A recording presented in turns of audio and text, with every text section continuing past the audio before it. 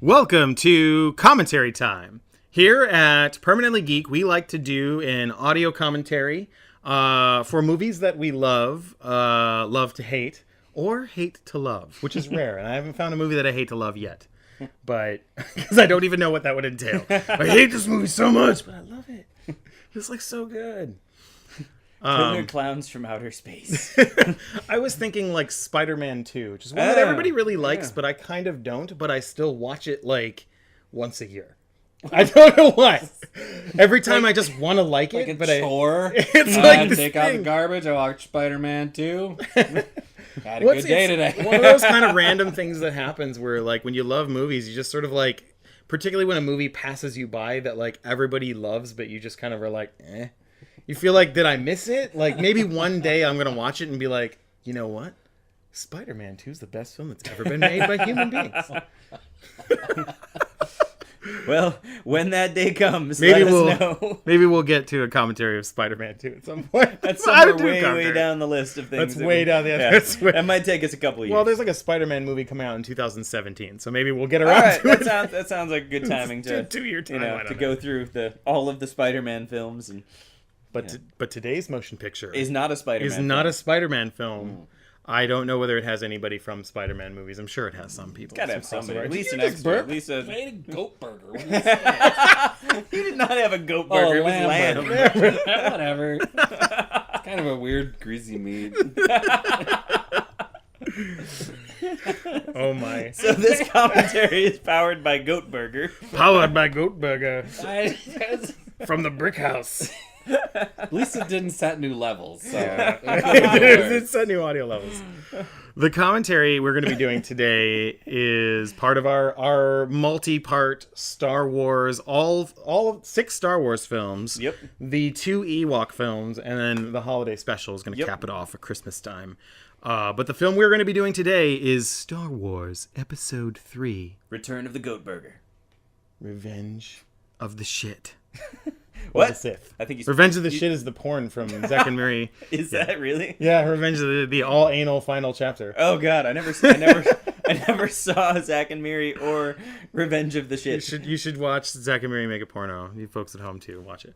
We're doing George Lucas's masterpiece, Star Wars Episode III, Revenge of the Sith. We have the Blu-ray queued up to, let's find the exact moment, to 0.6 seconds. So a sixth of 1 single second, or that's 6 seconds in general. Yeah, 6 seconds. With 2 hours, 20 minutes, and 05 seconds left to go. Yes. There's a whole lot of Star Wars left. There's a whole lot of before we get to call it night. Coming your way. We're going to be watching it. We're going to be making fun of it. We're going to be talking about it, doing trivia, talking about what we love about it, because there's things about it that are very good. And as many jokes I can make about the word goat burger as possible. Goat burger. Today's like... Today's word is goat burger. Like a Pee-wee's Playhouse. Did you ever watch that Pee-wee's show? Greasy Spoon. We should do... Pee-wee has a What's Christmas the special. We should do that today? at some point. Sour cream and onion chips. Well, we're already way off track, so let's get this movie going. Let's steer us back into the wonderful world of George Lucas's Star Wars Episode III, Revenge of the Sith / Gothburger. Gothburger? I want to say Gothburger. Well, I already ate one of the Gothburgers. It's called the Burger King Halloween Oh yeah, Whopper. did it make your poo green? Oh my God, did it make my poop green. It was terrifying. It was like the most terrifying thing, folks. If you don't know about the Halloween burger, maybe it's not around by the time you see this commentary. But will mercifully probably be gone by the time you actually national do this. tragedy. Yeah. I hope they don't do a Christmas burger and make the bun red. They're going to terrify everybody. He's like, oh my God, I'm There's shitting a rash blood. of 911 calls for bloody stools when it's... People are person on the line. The 911 operator. You're shitting red? Did you eat the Burger King Christmas Whopper? What about the Whopper Jr.? Did you get the Whopper Jr. as well? Now that would explain the red and the green. So yeah, those sweet potato fries are good, but you got to be careful. If you're pooping white, though, that's not supposed to happen. So anyway, That's Star Wars Episode III, Revenge of the Sith. We have it queued up to 6 seconds, the 20th Century Fox logo, and in just a few seconds, we will be pressing play. I will let you know. In 3, 2, 1, pressing play. Play has been pressed. It is now going. We're at 7 seconds, 8 seconds, 9 seconds. Searchlight's moving. Seconds. Sky slowly moving. Fade to black. Lucasfilm logo. Green. Geen. Silver. My little cousin used to say Geen when she was growing up. I think Yellow. every kid says Geen. Geen. Yeah, They ours just cut are the tough. R out. I don't know why. Ours are tough. That's a problem with that generation. They're just so lazy. God.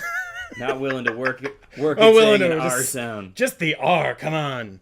Star Wars. Are we doing the dramatic read of the crawl this time? Yeah, yeah. Who's taking the dramatic read? I'm gonna read it like I'm part of the Sith. Okay. Episode 3 Revenge of the Sith. War! The Republic is grumbling under attacks by the ruthless Sith Lord, Count Dooku. There are heroes on both sides, which makes no sense. Evil is everywhere.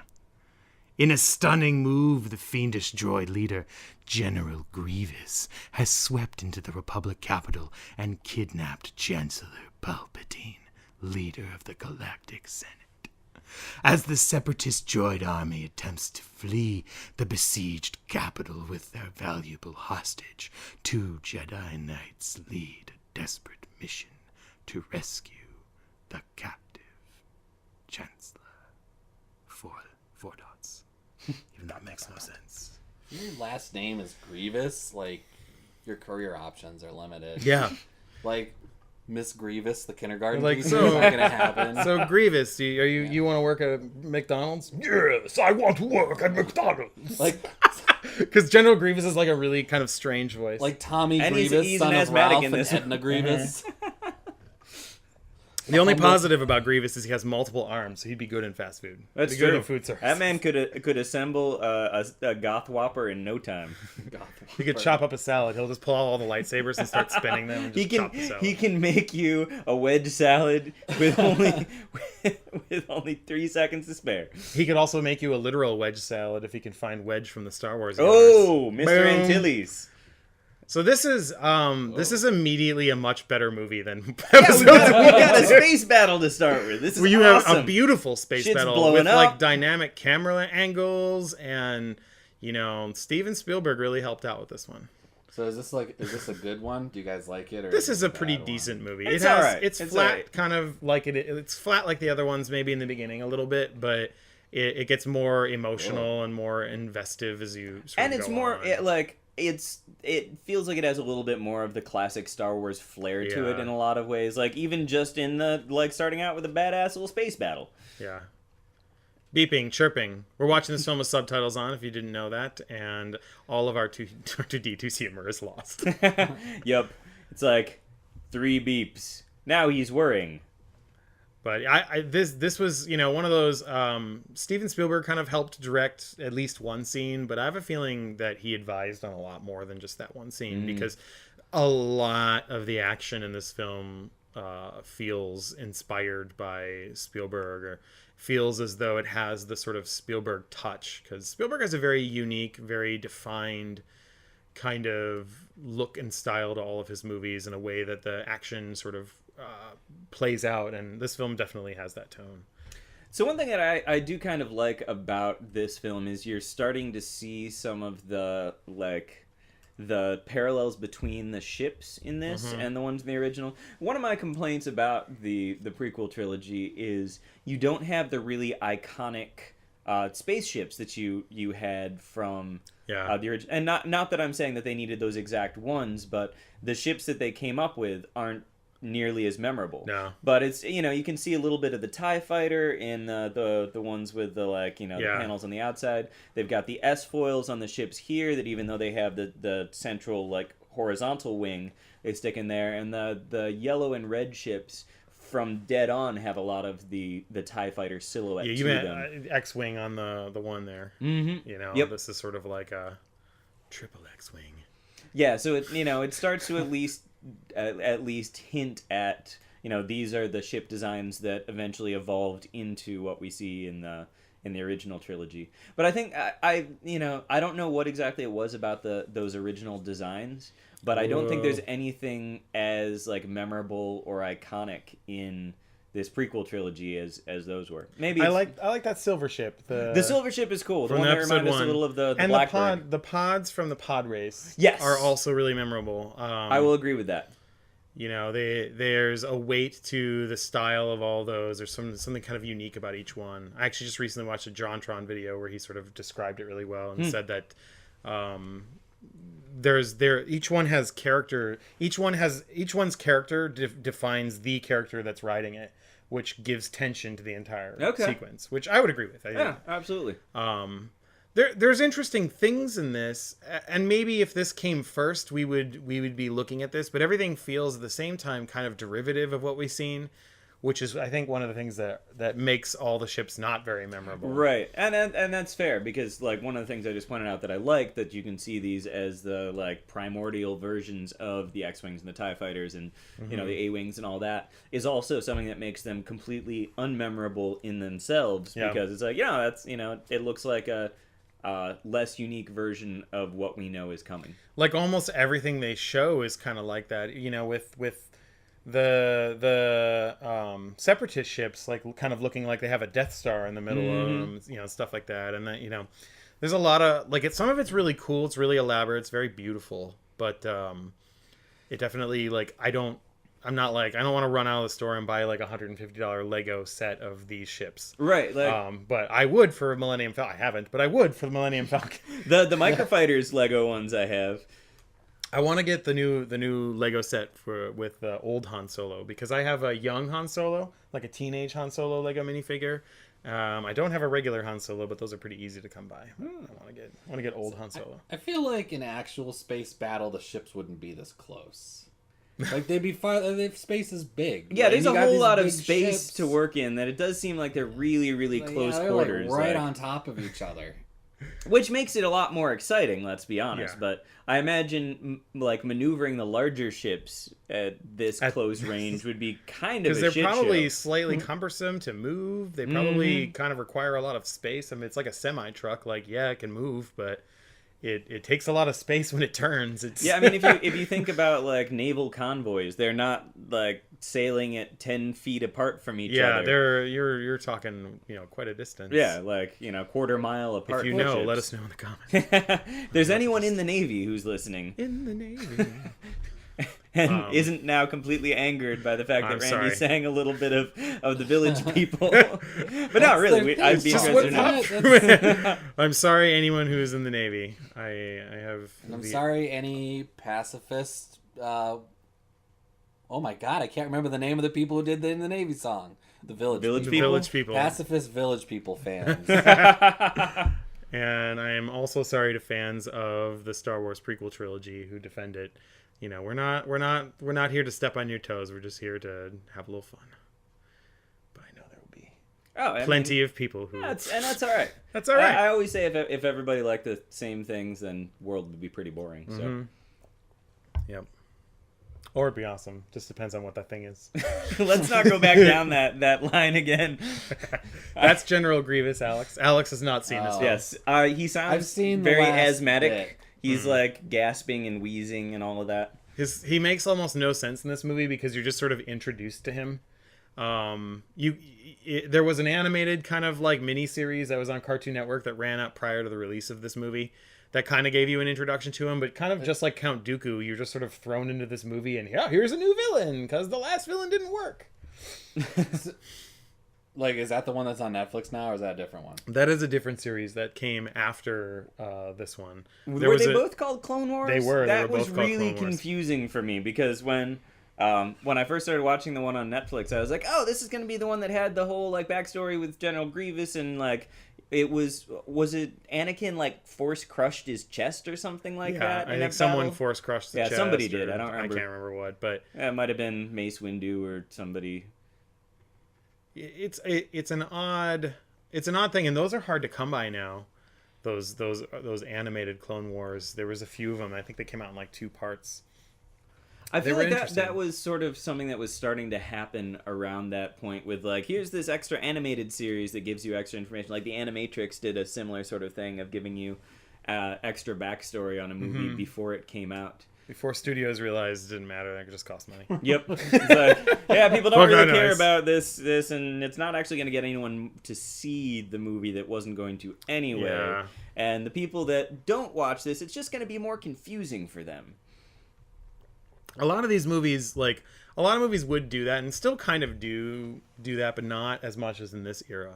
This was the era for that. The editing of this whole scene has always struck me as very weird. It's off pace. Like the whole entire opening is off pace. Because there's almost no music during a lot of these scenes. Like there's just no music. So No music in any of the ones we've Yeah, seen. we're watching this movie muted, so There's no sound. Yeah, I could have really used like people speaking. The beauty of the Star Wars universe is lost on Alex. Although space is silent, so that might be some. This I was is going to the- say, like, the space battle. That Neil probably deGrasse was closer Tyson is to- sitting there going like, they got it Just right. muted. Yeah, they good got this job, one right guys. for You once. got space right. Way to finally. go, way to go, Star Wars! You finally didn't screw it up. Here's another thing that R2D2 will never use again. Yep. Oil diarrhea. Oil diarrhea. See, I remember the first time seeing this. Like, I'm not a mechanically And that. inclined person to Well, she begin used that in with, the last one. but that amount of oil to create that kind of fire, he's got to have pretty much zero lubrication going on in his internal systems at this point. Yeah. So he should be like creaking and clanking and smoking. No, he and produces seizing. oil like semen. Oh, okay. So He has like so much of it that he can spit out at he once. just came all over the floor and He set just- it on fire. Yep. Yeah, sounds like a That's regular how Friday night. R2 does it. Science. Normal Friday night. This again is sort of meant to be a bit derivative of Return of the Jedi. It works, but my God, there's so much going on outside. like there's just so many ships getting destroyed. This battle is almost in many ways worse than the Rebel battle, just because it's so there's like literally so much going on in the background. Mm-hmm. And once you point that out, you can... Why couldn't he just walk down? Yeah. Like he didn't you need could to have jump. Made a dramatic saunter. Oh, come on, Alex. If you could just randomly leap over balconies and make grand entrances like that, you would. You know you would. I walk an extra foot to have automatic doors. Right now, Alex is wearing a wouldn't- cape, so just like the Count but Dooku only one, a but cape, so only a it's cape. Nothing but a Eh, cape. Yeah. Cape and underpants. He bought at a thrift store. When Alex eats goat burgers, he likes to wear nothing but a cape and underpants. Yeah. It's his. And it's they're not his goat underpants burger that are eating his. He uniform. bought them at a thrift store. I don't know. Yeah. I don't know I why. washed them first. But, nothing like a I good bought the second-hand, yellowest one. second-hand cape. They're not skid They're marks. They're racing racing stripes. Oh boy, that's a new level. All of you home have the visual of that, I hope. If you don't, watch Play It, Smash It. Alex is one of the... You can get a visual. Yeah, and I love how he just said "get" like he's watching a sports game. He's like "get." Like Yes. Chancellor Palpatine is just like, defense. "Go team." That would pretty much kill you. Oh yeah, that would cut you in half, basically. That's taking out the legs right there. Nobody uses it. Why do they even have those stairs? Yeah. Nobody uses the stairs. Well, it's like Lucas didn't realize that you could have people walk dramatically downstairs is way more exciting than watching them do like especially if they're parkour wearing over capes. this. Especially if they're wearing capes. And you're an 80-year-old man here. Exactly. Rest in peace, Christopher Lee. Hardcore. He gets a good little bit here. Nice little bit of fighting. He's not in this movie very long though, as we're about to find out. Spoilers. Jeez. Giving it all away. Oh, that's mean. He's Yeah, like that's- 80. Come That's on. kind of a shitty way to take off the hands right there.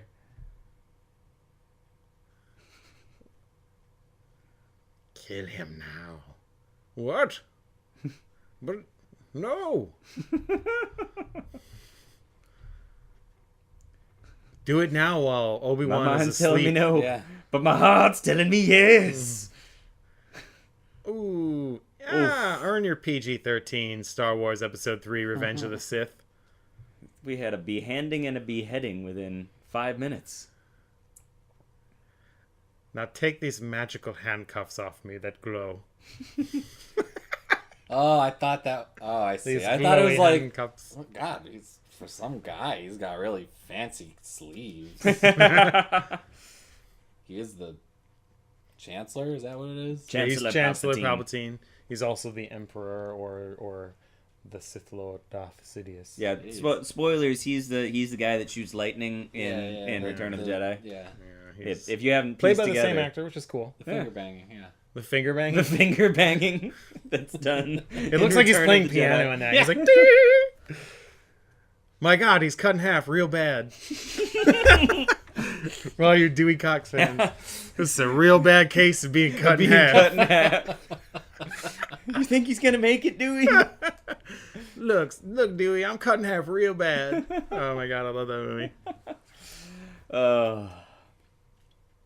You know, this is completely off topic, but one of my favorite promotional things a film has ever done was when John C. Reilly went on tour with Dewey Cox and the Hard Walkers and played actual hour-long shows. Yeah. If you didn't know that, folks, when Walk Hard, the Dewey Cox story or whatever came out, they did a press event, and we live in Cleveland, and Dewey Cox played the Rock and Roll Hall of Fame. An actual concert, And it was live musicians. Probably one of the best concerts I've ever been really, to. really good. It was awesome. Stayed in character the whole time. It was Stayed in beautiful. character. My favorite rope bit line and all. is he asked for water, and someone gave him what looked to be water, but it was vodka.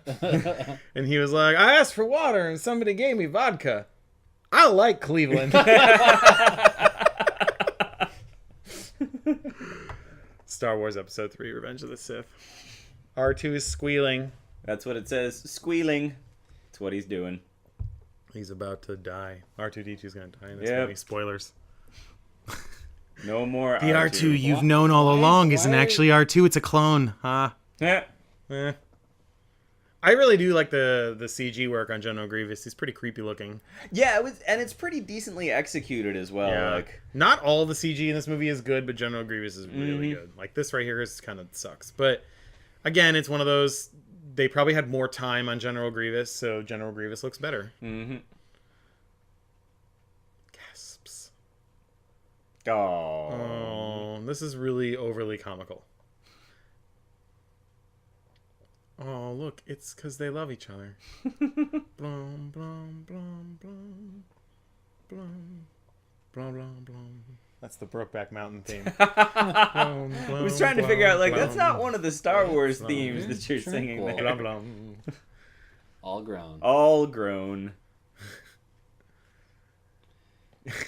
I would have loved it. He's having a hard time getting. He's like the Emperor. He's like the great Darth Sidious. He's having a hard time getting up because he's actually 70 years old and not a Sith Lord. Yep. In real For those life, of the you who actor didn't know that. Didn't does know. not have I the bet. powers of the Force. I bet there is somebody somewhere who believes all this is real. I want to find that person. If you're out there, a person, I'll look comment. on the bus. Don't send us an email or anything. Yeah, so next time. Alex rides the bus sometimes. He'll maybe Yeah. he'll find that person on So the bus. next That's time- where you meet that person. Hey, you know Star Wars is real? He's gonna be dude. like Star Wars. Star Wars. Yeah. Like, you know about You wanna- Star Wars, you right? wanna- You know they made those 6 documentaries? Star Wars. It's A all long, real. they made him a long time ago. Yeah. 100% made 'em a real. long time Everything. ago. Every fact. Except for that one part where R2 comes all over them with wolf. Yeah, the black It jizz. sets it on fire. Black jizz. That black sounds jizz like an that pops episode. The black jizz. Wasn't that in the X-Files? It seeps into your Black eyes. jizz, yeah. It in the movie, in X-Files, the movie, it poisons Lucas Black Yeah. or whatever. I think it's the name. Oh yeah, Yeah, it like- really did. Oh yeah, Uh-huh. the jizz eyes for sure. There's a little bit of like a Guillermo del Toro-y sort of style to the Grievous's minions back there. I'm Yeah, I can see reminded that. of like a lot of the Guillermo del Toro sort of movies, which were a hot item at the time. So I'm not surprised to see some of that sort of visual architecture built into this. Yeah, absolutely. Since Lucas, I think, was in many ways borrowing from a lot of other things. Well, that's kind of what he always did. Yeah, you know, absolutely. Sometimes more blatantly than other times. Sometimes a but- little bit sooner. Right. You know, know. sometimes it was things that were going on right then. Other times it was like, cherry picking from old genres Yeah. and, making them fresh. What the hell is R2 doing right here? Seriously. I don't even know. I want a gif of it though. So like there's just weird amount of like anti-tension going on right now. I think it's because they're going to be okay.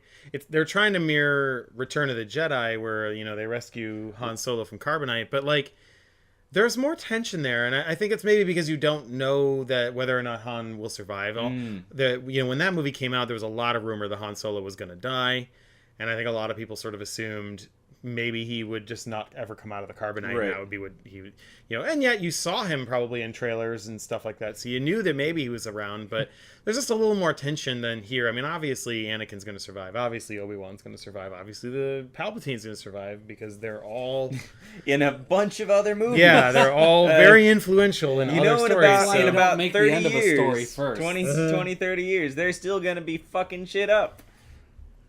Well, the idea that I had sort of discussed at dinner, and it would have been really hard to work around and make it make any sense, but had Lucas really planned to do more episodes past Return of the Jedi, it would have been fascinating to make Anakin Skywalker not Darth Vader.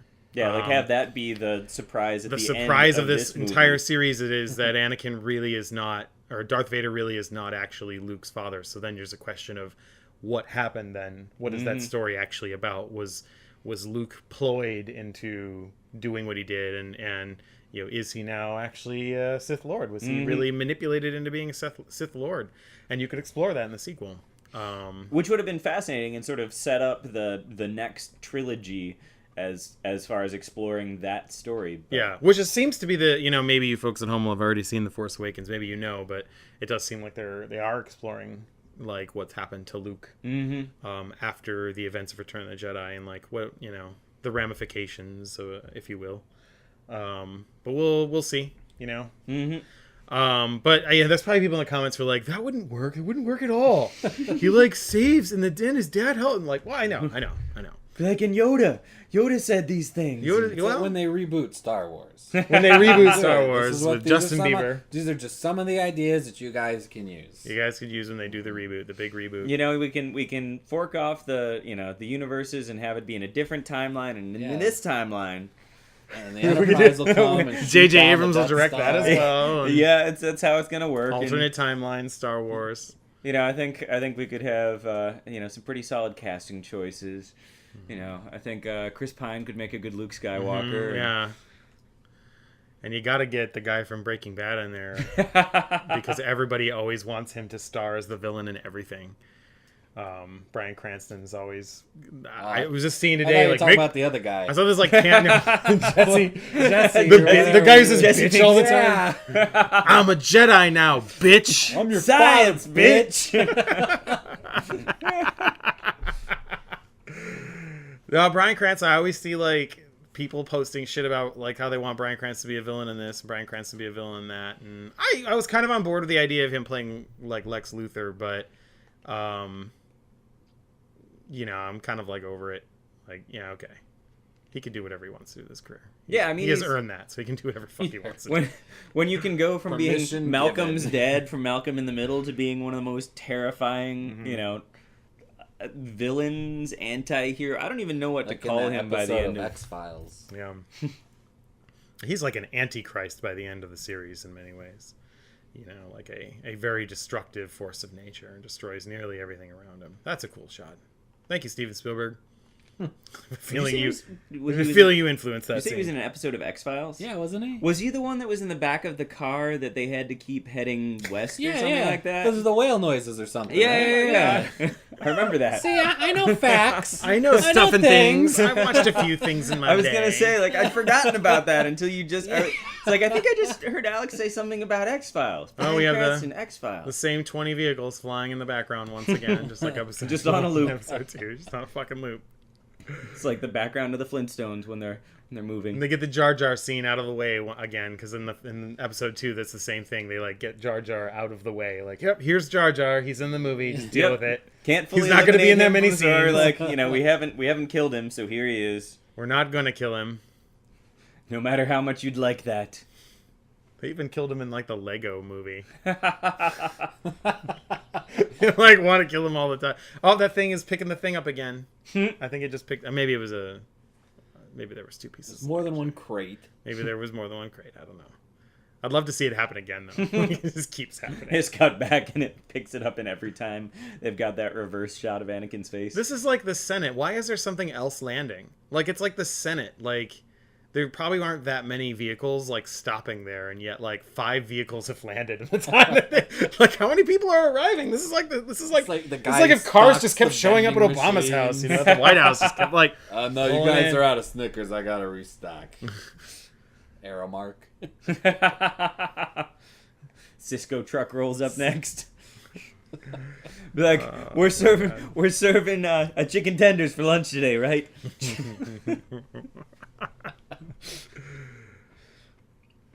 Mace Windu, wooden, awesome, Purple saber. purple saber.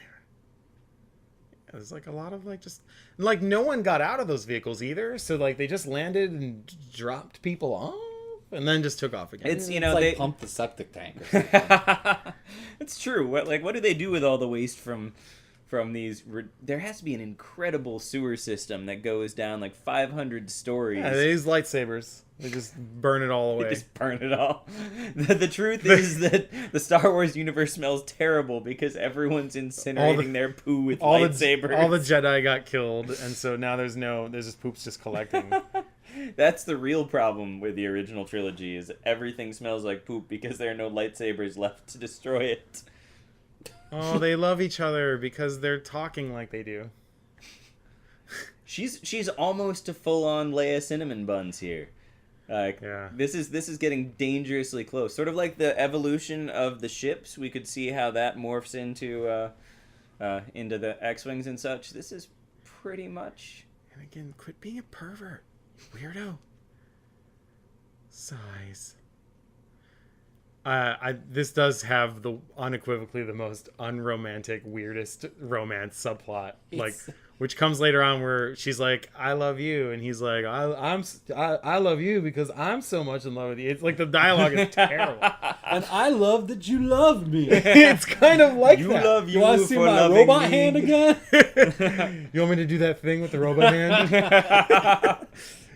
Like, yes, Anakin, turn on your vibration function on your robot hand. Gotta reach it out. Nobody can please a man like a robot hand. Please a woman like Got a an man ET with a robot finger hand. function.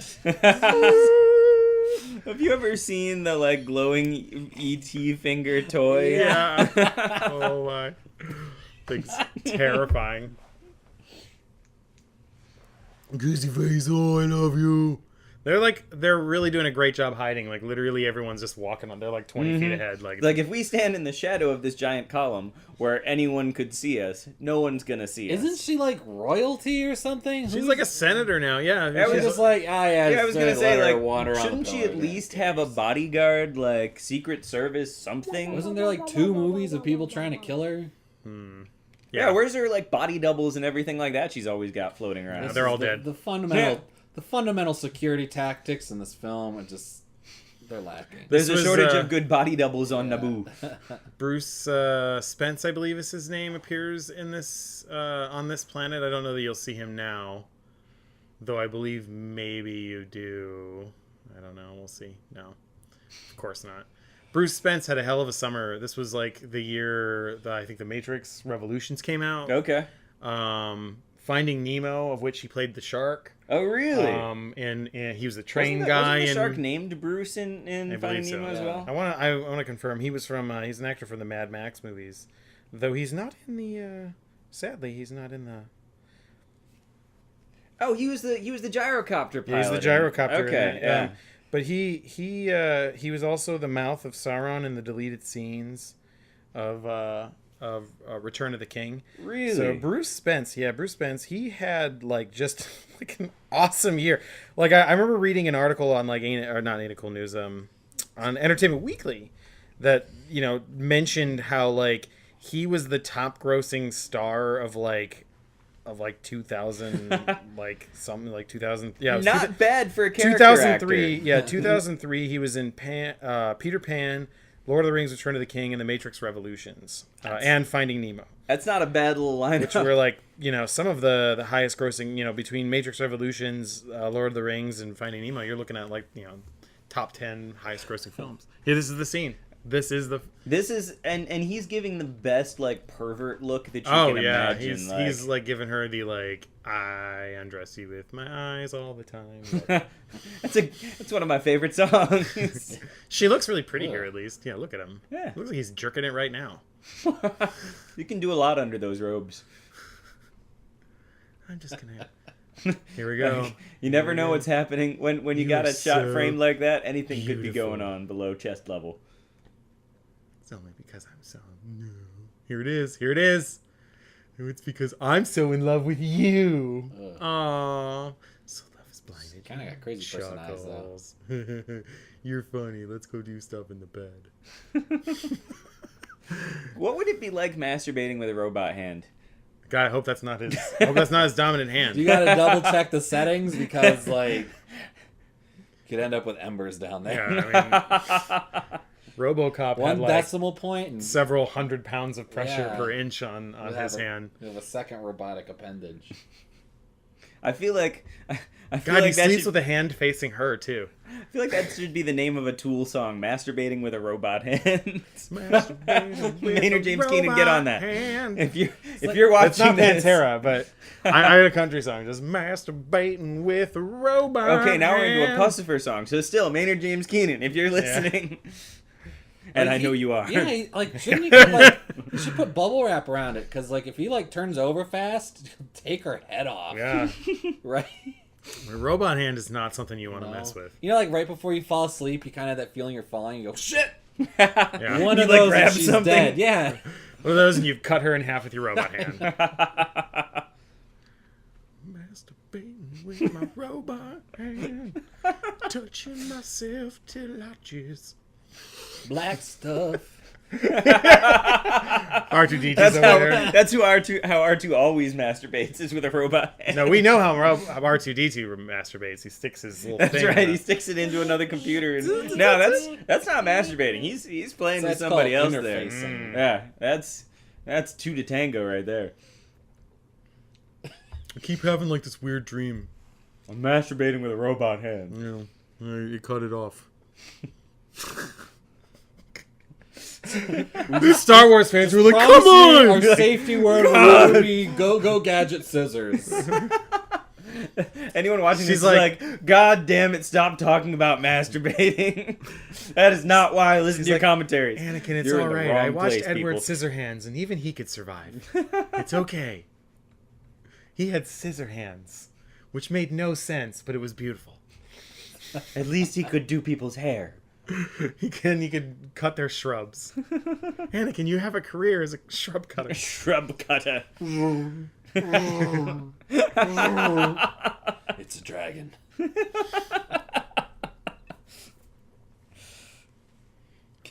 This baby You will want change our to lives. tip the lawn guy.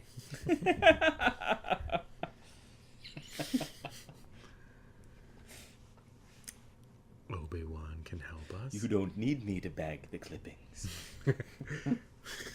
Because bagging the clippings sucks a lot, and I don't like doing it. I really don't. It's like mowing the grass with his Beats headphones, listen to the Cantina Band song.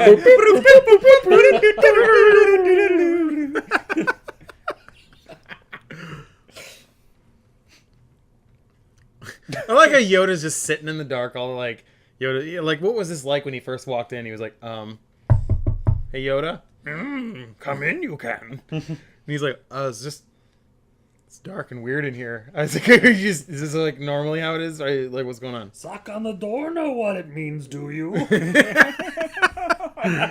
Girl, I have inside. Yes. He's just got a chick from the Yoda race. They're smoking a blunt in here in the dark. Listening to the Pass pump off, you must. listening to the Grateful Dead.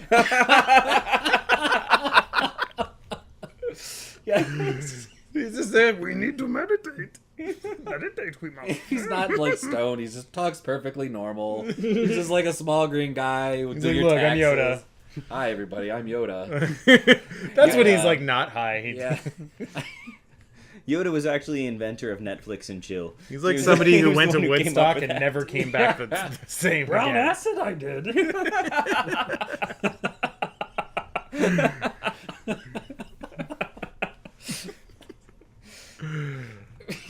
I invented the word Padawan. Don't know why. Just say it with me. Padawan. Padawan. Yeah, I mean, like, that's... Someone had to invent that word. Like, someone invented the word blog. I wonder if that's, like, the most obnoxious word in this universe. Like, oh, God, someone just said Padawan again? No, I'm pretty sure youngling. look. Youngling is the worst word. Yoda came up with that one, too. Yeah, over a bet. I had one of my friends and I used to have that. We had this joke about like what Mace Windu and Yoda were like in college.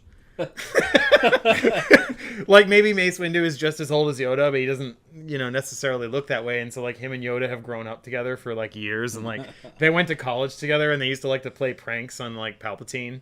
And like that, this all this is he's just really angry. Like Palpatine's just really angry because he was bullied by Yoda and Mace Windu in college.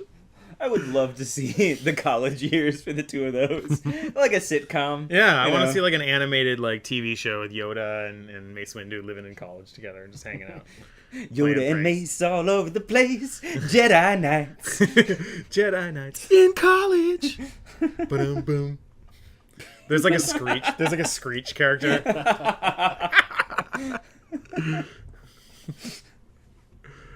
Who grows up to be Obi-Wan Kenobi. Yeah, that sounds about right.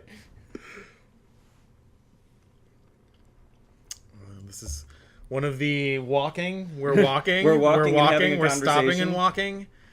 We're One gonna person walk staying again. still. We're gonna emphasize one moment, and then we're gonna walk again. I'm overwhelmed, sir. And now I we're can't walking stop again. walking. We're walking and we're walking. If there's a window, look out it. Be sure to stop and look out. Ponder. Well, let's stop walking again. We're gonna stop over by these couch things. Makes no sense. He's getting really creative with the wipes in this movie too. They're getting a little That was like a split Some- screen vertical wipe thing. you had going Somebody's on. got transitions activated on Sony Vegas. Like this guy isn't there, but he's sitting in an exact style of chair. It's comfortable. What? I memory bring one with foam. me everywhere. I love this chair. I like the lumbar support. It's very, very good on my three backs. That's where my balls are. I need to cushion them. My species is weird. You keep yours between your knees? Don't you crush them when you walk? How do you even function? Why the with hell them do you in ride between you? horses? Seems counterintuitive. That's ridiculous. I just wear my back plate all the time and nobody ever hurts me. You can't kick someone in the middle of the back easily. Tuck them into my three backs. There's probably a Star Wars fan listening who's like, no, he doesn't have balls on his back. What are you doing? You're ruining the Star Wars universe. He's got balls in his knees, like the one alien in Star Trek. Star Trek 6, The Undiscovered Country. I'm glad you picked up that reference. At least he's got knees. Wookiees. We're going to go see Wookiees because movie reasons. Because people are like, we hate these prequel films, and George Lucas is like, okay, I'll put everything from the old movies in this one. All right, can I bring up a question about the spelling of Kashyyyk, the name of the Wookiee homeworld? Yeah, Why okay. does it need 3 Y's? Like why? Just for funsies. I mean, if we're assuming that like Wookiees, their native written language is not American English, this is some sort of transliteration of that from the Wookiee language of something that probably actually sounds like. So I've never heard a Wookiee say anything that resembles Kashyyyk, and I still don't see the need for 3 Y. That sounds more like one of the like desert beasts that was on Tatooine. In one of the, I think it's Heir to the Empire, maybe one of the Star Wars books has a Wookiee who can actually speak English. And what's interesting about it is there's a question of like, oh, is this Wookiee more refined than the other ones? And he actually isn't. Does he have a speech impediment? He has a speech impediment, which Nice. allows him to be able to speak English. he's just as educated as the other ones. He just has a speech impediment, so he can speak English, which I thought was an interesting kind of like characteristic. Something sort of like, I don't know. Takes a malformation of the vocal cords to be able to make Which English, makes sense. Since they have a more elaborate system of their vocal system is more animalistic, perhaps.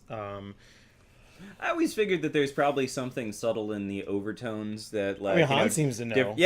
I mean, obviously humans can understand what Wookiees say, if they know the language, but there's, there are some complexities. I have a feeling it's probably a little bit of a tonal language, with different overtones. I'm guessing that there are probably people way nerdier than I am that actually know the answer to this. I'm sure there's like a book about it or something. There's a book about everything. If anyone here knows how to speak Too many Wookiee, damn books in the world. So we just get together and burn all those books. That's all of our librarian listeners. They're like, "What are you doing? No, it's already bad enough." What's this like stormtrooper in the background? Kind of just striking a little pose. Oh yeah, he's got his crotch right there, right in that like gap, swaying a little bit, a little bit of a both angles. When the rumba rhythm starts to play. We're having this conversation while sitting. The last conversation was like walking, and the last conversation before that was walking. I thought you were talking about us for a second. I was like, yeah, we're sitting. Yeah, we're sitting because we're doing an audio commentary. We're not standing for 2 hours and 20 minutes while watching this damn movie. Maybe. We did that for episode 1, and it was just a miserable experience. Like, and the standing didn't help either. But Wookiee grunts. Here we go. And we're sitting again, and we're sitting, and we're sitting. And shot, reverse shot. Shot, reverse shot, of course, is where you have one actor, and then the reverse shot is the other actor's perspective. And one does tequila shots, and the other does whiskey shots. That's the reverse shot. That's the reverse shot. And then occasionally you get a chaser shot, which is, when they shoot from behind the couch. It's like the easiest thing to edit, and it's like what soap operas do, like, because it's cheap and it's easy and quick and it's effective. But it's not very visually dynamic. He's getting closer a little bit. I mean, he's like, move the camera in a little bit more. You want to do anything else, George? No, that's good. Make his hair gross. Maybe he should stand up and pace and then stop. Oh, there we go. There's the scene. You could not have timed that better. Well done. You've seen it too many times. And she should get up too, and then she should walk to him, and they should both stop. Let's have a bunch of shit going on in the background. And maybe one of them will sit down again. I don't know. I actually don't know. I knew he'd get up. I knew he'd get up. I knew he got up. God, he's just so like. I'm pretty sure he smells her farts. Pretty sure she's like, Anakin, do you want to do it again? And he's like, yeah. And so she's just like. And he's like, Padme, I love your farts. This has been by far the most vulgar commentary that we have ever done. Not safe for work, folks. My God. Or just put on headphones if you're at work. I think George Lucas has a cameo maybe coming up here. Did he Stan Lee this thing? Yeah, he's over there in the corner on the far left with like kind of the top hatty thing on. That's George right there. The blue guy? Yep. Huh. I do really kind of like this scene quite a bit because one, we're watching some kind of like opera-y style show, but it's something that we've never really seen before. Like I don't know what they're watching, and it's actually kind of interesting. But it also sort of looks like sperm going into an egg, and he's sort of talking about how like the Sith can create life. And it's sort of an interesting sort of visual juxtaposition.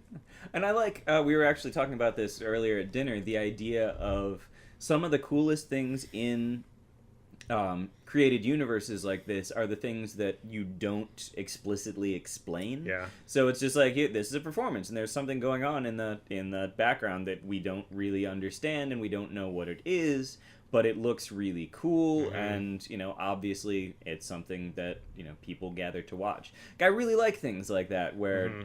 a great example of it was given as the Mad Max movie Fury Road, where there are so many things that aren't explained as to why, like the spraying that silver spray paint in the teeth, and the like stilt walkers that are in the background of the what used to be the green zone that became all mucked up, like things that they don't explain. They're just there. They're part of the universe. And it really adds the texture to have things like that are just assumed. Like the characters in the film know what they are, so why would they bother explaining, like, oh, we're sitting here watching this opera performance, which is when people sing the story usually in a language you don't understand. We are sitting in 3 chairs in front of a table with a microphone, recording an audio commentary, which is our voices during a movie. A movie is a series of motion pictures that entertain audiences, and nerds like to criticize. It gives nerds a meaning to live. On the internet a reason to comment on things angrily. It gives us the ability to create audio commentaries and entire YouTube channels dedicated to playing games and eating food and talking about music and movies. And thank you, Star Wars. That's what we're saying. Long story short, now I really love this scene. It's not, again, it's a little kind of odd, but I think his name is Ian McDiarmid. You can correct me if I'm wrong. I'm sorry. But he gives a terrific performance in this film. This is the one where he shines, and he got a lot of press for this. I mean, of all of the Star Wars films that he appears in, this is the one where he actually does the most, says the most, and he's actually pretty damn good. These Jedis are selfless. You can tell. Look at me. I'm so selfless. No, I love when he gives the create life line. It's like, okay, that was why he did the midi-chlorians thing. He was trying to imply the Sith Lords can manipulate life. Now, I read something recently, and I didn't run it down to ground to figure out exactly where it was coming from. I read something that I thought was interesting, which was someone trying to explain that the midi-chlorians weren't supposed to be what created or allowed someone to channel the Force. They actually fed on the Force being channeled through someone. Look at that. Yeah, to influence the midi-chlorians. To create life. And then he looks at him kind of... Yeah, all right, continue. Sorry. But yeah, just that that the midi-chlorians weren't so much explaining how people controlled the Force as they were just a symptom of someone that is a Force user that can channel it. You'll find this in their blood because parasites. They're parasitic creatures that feed off of. Although this notion that the midi-chlorians created life seem slightly different. Yeah, so that doesn't quite jibe with what I'm seeing here. Yeah. Well, I think people want to kind of explain it. It's one of those things where, I think we talked about in the episode 1 commentary where it's just like, it was where he tried to science explain something that was more mythical and more spiritual.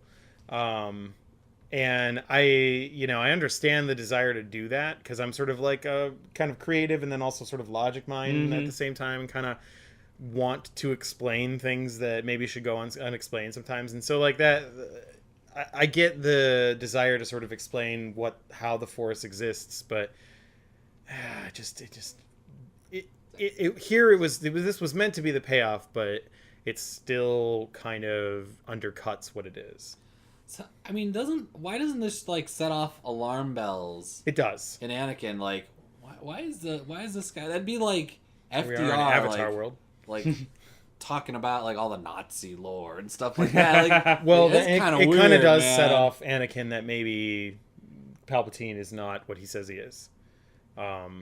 This is kind of the seduction that Palpatine is kind of drawing Anakin into a charade, into a very, very elaborate ruse. A charade. A charade. As Picard would say.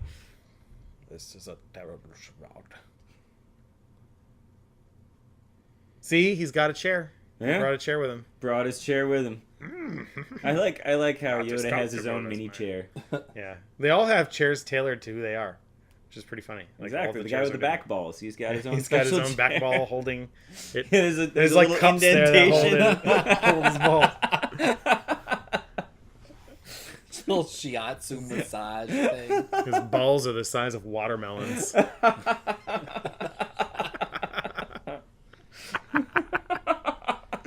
It's that's doesn't have balls. That's why you recline so much when he's sitting there. That's some weight you got to carry around. He's got double D's on his back. Yeah. I like Chewbacca's pretty much just in this movie for reasons. Yeah. Like, he just stands there and just looks bored. He also looks like he's wearing a Chewbacca costume, not... It kind of looks like he's got, like, a 70s stash. Like, he used to dye his stash a little bit darker brown in this time. He always does kind of have that stash, though. It's just more pronounced. It's more pronounced. It might just be the way I think they rebuilt the costume for him, and I think I don't know.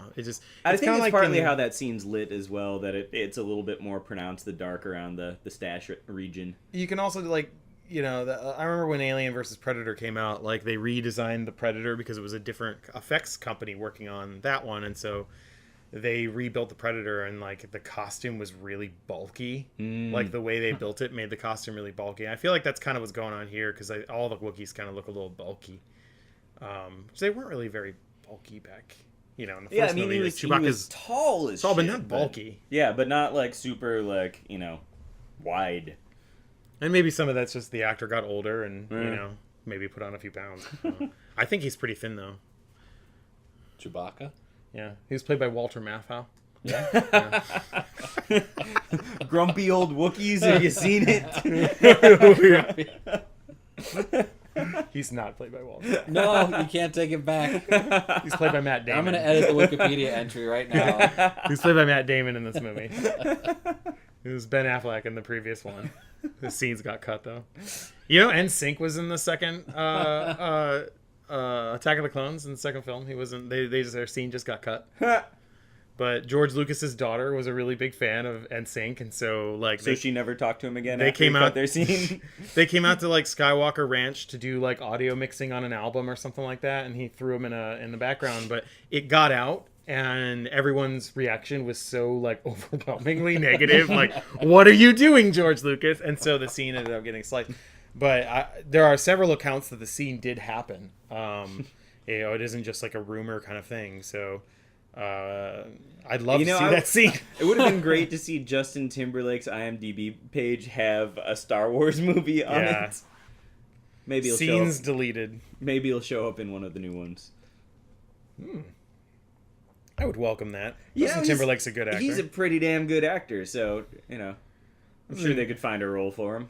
The weird way to not have extras in your movie is just make all of the clone soldiers CG. And it's all the same dude same anyway, actor just so. sitting in a studio with like motion capture shit all on him. And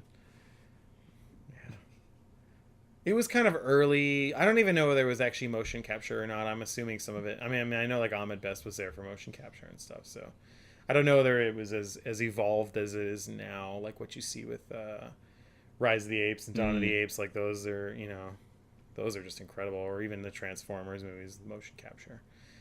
People are like, Transformers movies are the worst. Yeah, visually, they're intricate. I'll leave it at that. It looks like he was playing his PSP. Right Yeah, that's exactly what it was. Like or a Nintendo Advance or Game Boy Advance. He's like, I'm just playing a little Dr. Mario over here. Game Gear. GBA. Oh, the Game Gear. I'm loading up my masturbation setting on my hand. I gotta sync it using Bluetooth. I got a new one. I gotta charge my fingers. Hold on. I still remember when I was like plugged in. 10 years old, staying at this. I think it was a Best Western. Maybe it was a Howard Johnson, but one of the like selling points was there was a Game Gear that they had at the front desk that you could check out. That had one game, which was the Game Gear Sonic game, which was awesome. But they didn't give you batteries, so you could check out the Game Gear and then play the Game Gear for 4 minutes. Right, the batteries, and then they die, and then you have to go to the front desk and buy some batteries. I had an Atari Lynx. Does anybody remember that system? I never played it, but that was the first 16-bit. And it really wasn't 16-bit. It was like 2 8-bit chips, but it was like a sound chip. It's 15 bits. You know, but like it was the first 16-bit. It was handheld. There were a couple different versions of it. There was a bulky version and then a still bulky but less bulky version. That was a nice little wipe. Surprised it wasn't like a heart wipe. But yeah, I own that system. It was one of those where like I thought it would be really cool, and then just like as soon as I bought it, they like discontinued it. Like, what about a had this Virtual Boy? You ever system. play with a Virtual Boy? The one that I the have. like tabletop 3D I played the Virtual Boy, and I had a friend who owned every game. He All was 4 a of them? big defender. I think there were like 32 games. Or Oh something. wow. I like the structure of this bone here, like the bone dock. I like the Bone Dock Saints. I like That's the what that bone guy in this is. scene. This is Bruce Spence here coming up. Aha. This was 2005. It was 2 years. Oh after yeah, you his can big year. totally recognize him Yeah, there. yeah. Absolutely. That makeup is cool. I've always really liked the way his character looked. I like the design and stuff. It's one of the more memorable characters. Yeah. He's only in like this movie for like 2 minutes, but it's a good 2 minutes. Yeah, it sort of sticks with you. Mm-hmm. I remember this character. Yeah. This movie has its moments. I think it gets better as it goes on. I like the Nosferatu guys in the background, which also, again, look like the bad guys from Blade 2, which was directed by Guillermo del Toro. Yeah, I was going to say that the like way he moves, especially with the high collar and all that, reminds me a little bit of the movie Dark City. The strangers in that, they had like those high-collared trench coats, and they like, you know, sort of walked stiffly. Not that his character looks like it, but it sends a little bit of that same vibe of like the bald head and the high collar and the, you know, the unmoving neck. I thought that alien in the background, we were going to see his butt cheeks. Oh, Because it looked like he was pulling his pants up. I'm like, you want some fuel? I get you fuel. I like how this is just an R2 they painted brass. They're like, we have an R2 here that doesn't quite work. We'll just paint it brass and make it a new one for the ship. Spared no expense on this film. Spared no expense. Hey! All right, I had a hunch. I just ran it down. He actually played one of the strangers in Dark I think City. he did, was yeah. Mr. Wall. I they like have as wipes soon in as this I movie. said that, I was like, hold on a second. Did he play one There of them? might be more Okay. reason than any. Look at this fucking thing. What the hell? It's not an effective tool to ride. It's loud. It's weird. It's making like, because we can't hear it, but Alex, it's making like this noise. It's like Like a turkey sort of thing? yeah, it's Yeah, like a weird dinosaur gobble. turkey noise. Yeah, it's like a dinosaur turkey, and yeah, oh god, it's so stupid. I kind of like the color of it, but it's really dumb. Meanwhile, like somewhere James Cameron was like, I'm gonna steal this for Avatar. Look at it! Look how cumbersome it runs. It runs like a happy, excited dog. Like, I'm gonna go for the boat. I'm so excited. Oh, I'm gonna go to the council room. Let's go. Like, how can you sneak up on them when that fucking animal? a good lizard. That's like trying to sneak up on a T-Rex. Like, it's just not gonna happen. Like while riding a T-Rex or on a T-Rex? While riding a Okay. T-Rex. I was gonna say like Life finds a way, I guess. life finds a way. little cross commentary there.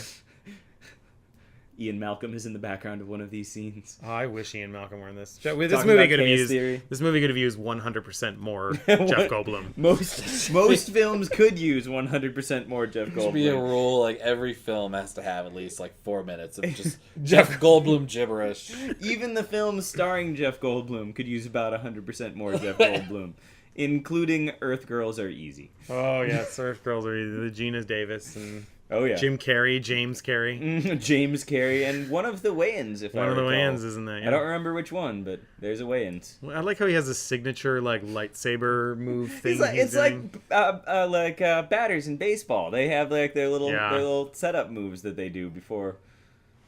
This is supposed to be like tense, and again, it just isn't.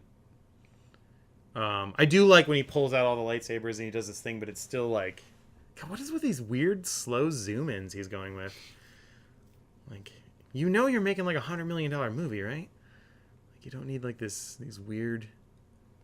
There we go. That's neat. Yeah, But it's the two sets of arms like It's again separating from cocaine. each other. Yeah. It's Star Wars Episode 2 had somebody fighting with 2 lightsabers, so now we have 4 lightsabers. Yep, gotta keep up in it. Gotta keep It's like coking out razor the blades. movie. You know, first they had the double blade razor. Now we're up to I think about 24 blades. Yeah, my latest razor I just got has like 75 blades on it.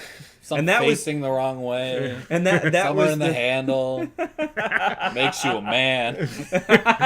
It's called the man blade. It just If you're not bleeding by the time you're done shaving, you're doing it wrong, pansy boy. It comes with its own stitching kit because they know you're gonna cut yourself so bad you need stitches. Super glue. You've got to like stitch it yourself, or you have to put on liquid band-aids, which is like one of the worst things to put on. Because of the little thing of whiskey in a wooden barrel, and like a face stitching kit, and a tiny Saint Bernard to bring it to you when you need it. the most manly razor kit. Yeah, what's that Dollar Shave Club? There you go, free idea. There you go, Dollar Shave Club.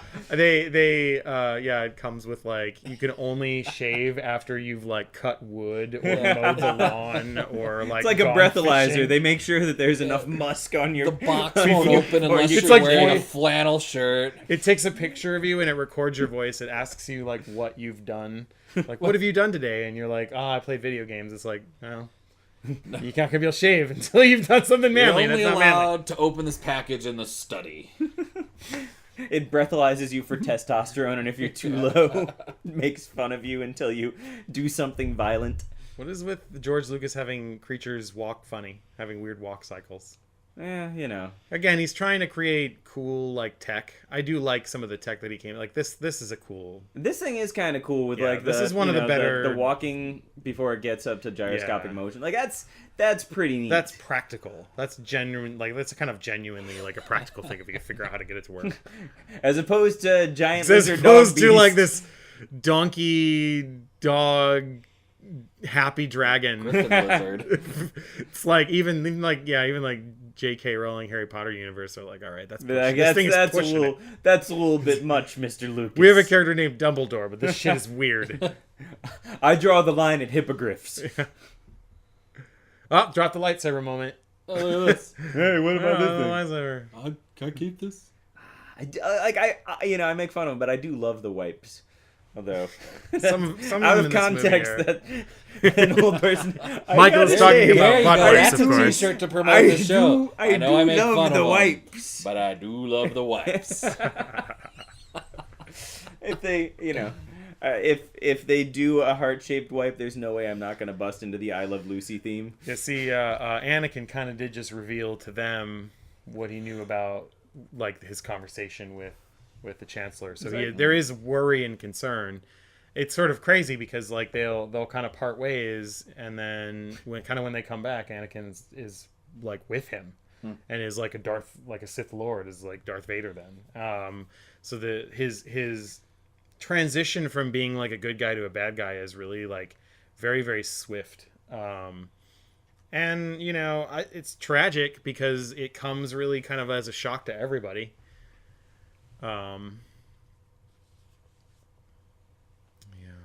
So here we go, the Chancellor scene. He has engaged General Grievous. Okay. I should be here with him. That was an intense sigh. I was like, you just discovered we have an hour and 20 minutes left. And you're like, fuck, I don't know whether I can do this. God, that's a lot more movie. Lamb burger. Goat burger. Goat burger is the joke we're making. So Alex, compared to the other Star Wars films that you've seen so far, how's this one striking you? Like, I mean, there's more going on. This is better, but it's not like. I think if they released these 3 movies, and that was like the first 3 Star Wars movies that were ever released, There'd be no more. yeah, they'd be like, I don't know what that was. Like, that was a weird trilogy they put out. Yeah. It's kind of a miracle it worked even when it did in the 70s. I mean, again, in 20th Century Fox had like no trust in the product at all. I think they thought it was just terrible. I think the same thing actually happened with Jurassic World. Really? Because Universal, and I have a lot of press friends, and a lot of my press friends said Universal didn't screen Jurassic World for critics, which is usually a good indicator that the studio They think thinks it's the gonna movie's bomb. a piece of shit. And they're trying to not catch bad press before it comes out because they Yeah. don't want to scuttle the opening weekend. Mm-hmm. But yeah, It didn't help that like Joss Whedon, like a week or 2 prior to the film's release, did a whole thing about like the feminist politics in the movie were really messed up, or like the female characters were really like put down in the movie, and then the movie came out and that was kind of like true. Yeah, no, he wasn't wrong. Yeah, but then he immediately, you know, with his Avengers movie, had like kind of the same issue. Yeah. Kind of happened with him too, with the whole like Black Widow comparing herself to a monster. Yep. Because she couldn't have children. Yeah, that was. I understand the intention of that, but it was poorly phrased. A rewrite might have yeah, fixed it was, that problem. It was a scene with decent intentions and character development, but you know, it certainly could have been put more delicately than that. It's an awful lot like this scene we're watching here, where I swear. Okay, so I know that's probably supposed to be a sculpture of a lightsaber in the background, but it really looks like a dude with a baseball bat. Like I wonder what it actually is supposed to be. I bet it is like it's probably like some sort of like depiction of like a great Jedi battle of the early of the Republic. Mm-hmm. Because there is a lot of like backstory about like the Republic. Like he's feel your anger, it gives you focus. He says it makes you stronger. It's like he's getting off on the idea. Stronger. Let me see what you could do with that hand. Does it vibrate? Set it to medium. Set it to atomic. Let's see how far this rabbit hole can go. I want a new rabbit hole when you're done. In my butt.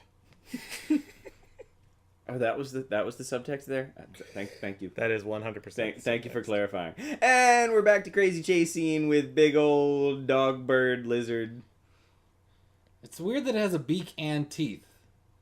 Yeah. Right? Are there things that have both beaks and teeth? I think there were like transitional species between dinosaurs and birds that did. Yeah. Like I feel like the Archaeopteryx might have been sort of a. He just walks like he's happy. He's like, yeah, I'm so happy. Oh, he left. Go back. What are you He's doing? so starved for Coming attention. back. It's like the dog that like people who own it like hit it, but it's still just happy that they're around. Oh. Oh. I feel so bad for those dogs. Poor little lizard dude. See, my dogs act like that even though I don't hit them. Like, strangers that come into my house, they must think that I never ever pay attention to my dogs. Yeah, because there's a lot of... They're so just like, nobody loves me, nobody ever pays attention to me, everybody ignores me all the time. Please, My wife's aunt, her dogs would do that. Mm-hmm. They just would quiver. Their mouths would quiver with sadness. Mm-hmm. Like, we're so sad. We're neglected. Oh, we're gonna Everybody kill- hates us. Oh, That's he's got organs? That is a terrible bodily function design. Just having your organs hanging out there, and you have to have external plating. Yeah, like you think this guy would be killed almost automatically. Yeah. Is it because I thought it was a robot. He is. There is like a thing, like a living creature. Yeah, he's inside sort of of it. like cyborgy. Yeah, he He's- kind of looks like Sebulba in a lot of ways. Like he's there is. I don't think he is actually that species, but he is something. I believe in the Clone Wars series, isn't it explored a little bit? It does. I don't remember exactly. There might be a book that explains it even more thoroughly. Like all he does is shoot him in the heart. Yep, that's all That's it takes. All like it takes. seriously, no one shot him before, and he's just really dying violently. Yeah, the flames out of the eyes was a little bit much. He's got flammable blood. That seems He like might. So uncivilized, and yet it saved my life. So nice little nod to his commentary.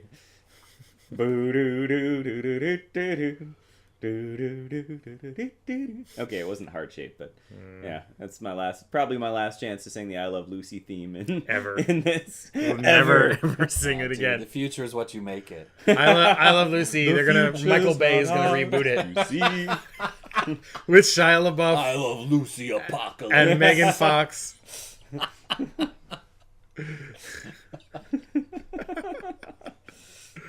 No, I think like Javier Bardem will play Ricky. Ricky.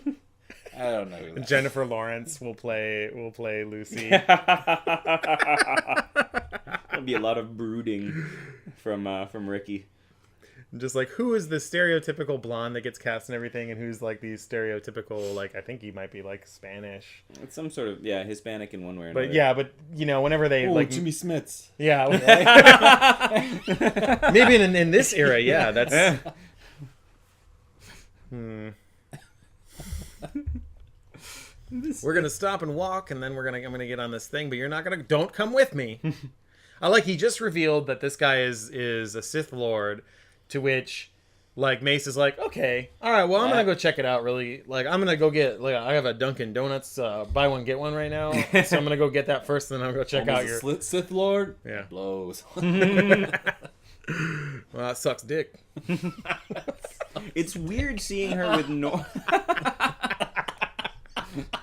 I can't make a commentary about her hair when Mace Windu saying "sucks dick." Sucks dick. Is still resonating in my brain.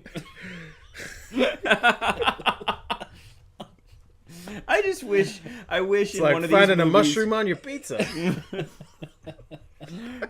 I wish there were a Jedi in one of these movies that was just like completely foul-mouthed and just, even if it were in a different language, like just dropping alien curse words. And I like to think R2 is swearing often. I'm pretty sure he is. Vocalizing continues. He's going ba da da da da da da da. This is his like sad I'm looking out the window scene. Because there hasn't been any sad looking out the window scenes in the Star Wars prequels. Hello. This is a good like I do like friend. I do like this moment because I feel like they're kind of connecting to each other, and she knows, like, she can probably feel him all the way from where he is, of like something is wrong with him. I feel like this is you know, somebody who gets very easily and tragically deceived into maybe a bad philosophy and doesn't really know how to get out of the situation. Scientology. This is This is the story of Tom Cruise. It's going right there. Oh. And for all you Katie Scientologists Holmes. who are listening, I'm sorry. I'm I don't know sorry. anything about Scientology, really. I watched The Master. It was, I think, rooted out of a bet in a bar. This is how it like came up. I don't know. If you know, you can let us know in the comments. You can let us know about Scientology. But if you are into Scientology, really, we are sorry that you're insane. Well, you know, I look at Scientology as generally it's about being the best person you can be. And that's kind of what all religions are about in a lot of ways. So, you know, whatever. I don't give a shit. It sucks that they spend so much money, though. Ooh, he's Sithing out. Ooh. Oh, and he wore the right outfit for that. Look at him. He color coordinated to his saber. Oh, There's wow. one. No one's even There's trying to another. fight him here. Like, come on. Squidhead Come on, did. Squidhead's about to get killed. Oh, Oh, and he's dead. Squidhead. God, they're terrible. They're all terrible lightsaberists. Because it's Like, designed this for a sucks dick. human hand. These other people have like hooves or whatever, and so they can't hold it very well. Oh man, this guy's a motherfucker. This is my Mace Windu. I'm tired of these motherfucking Sith and this motherfucking station. Get the motherfucking Sith out my motherfucking Senate. He's got like that face on too. Like, you know, he's saying motherfucker in his Oh head. yeah.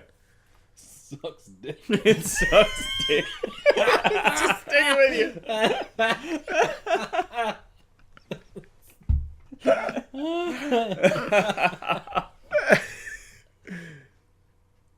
What was that turn? He could have easily gotten killed Yeah, there. either don't one of put them your. could have They taken both of the them other had their out there. backs to each other. What's Yeah. that shot? Good thing you don't keep your balls there.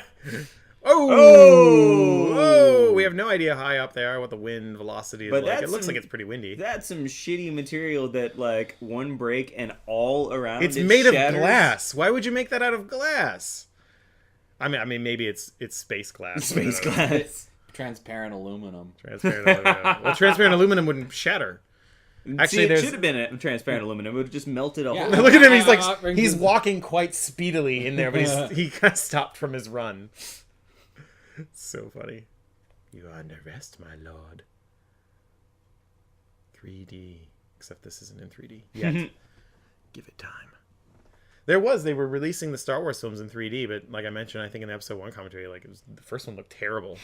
But I remember thinking like the second and third one would look much better. Oh, what is he doing? No! Oh, he's There playing it piano. is. There's the finger banging, I believe, was the term you Playing used piano. earlier, Alex. Oh my god, he's Raiden from Mortal Kombat. Where's his hat? Give him the hat.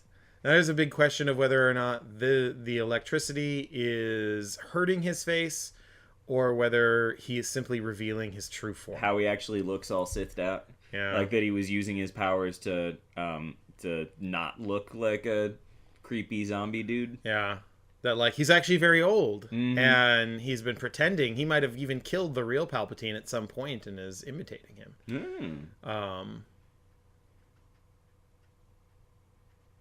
You know, I don't really, like, I think that Lucas wanted to get here with him, and, like, I don't know, I kind of, like, I liked the idea if by Return of the Jedi, he's been using the power of the dark side to make everyone afraid, and it has warped his skin. Like, you know, using the dark side in that way causes you to look this way. More so than just the lightning hurt his face and made him saddies.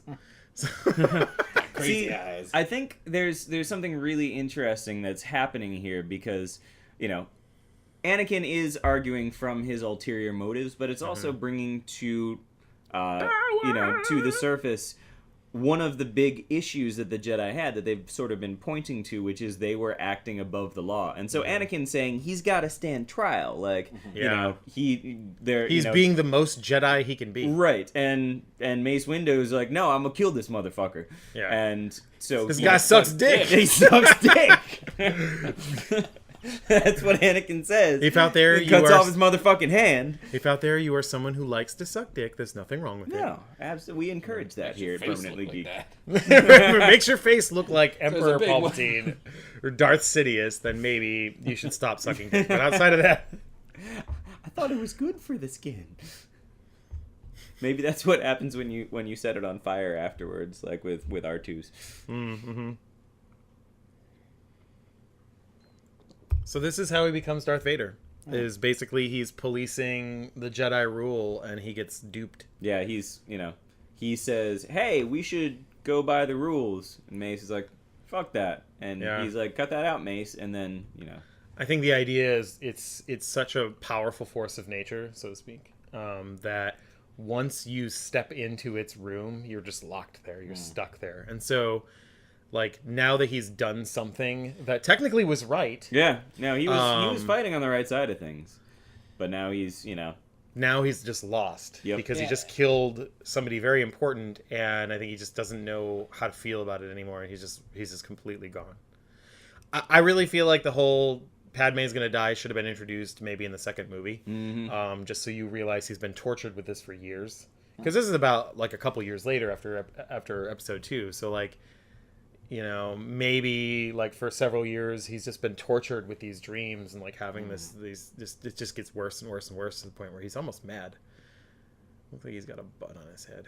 Look at that forehead. It reminds me of some of the like worse Klingon foreheads from early on in the Next Generation. It actually looks like the alien, like the egg, like when it opens up, it looks like two flaps of the alien egg.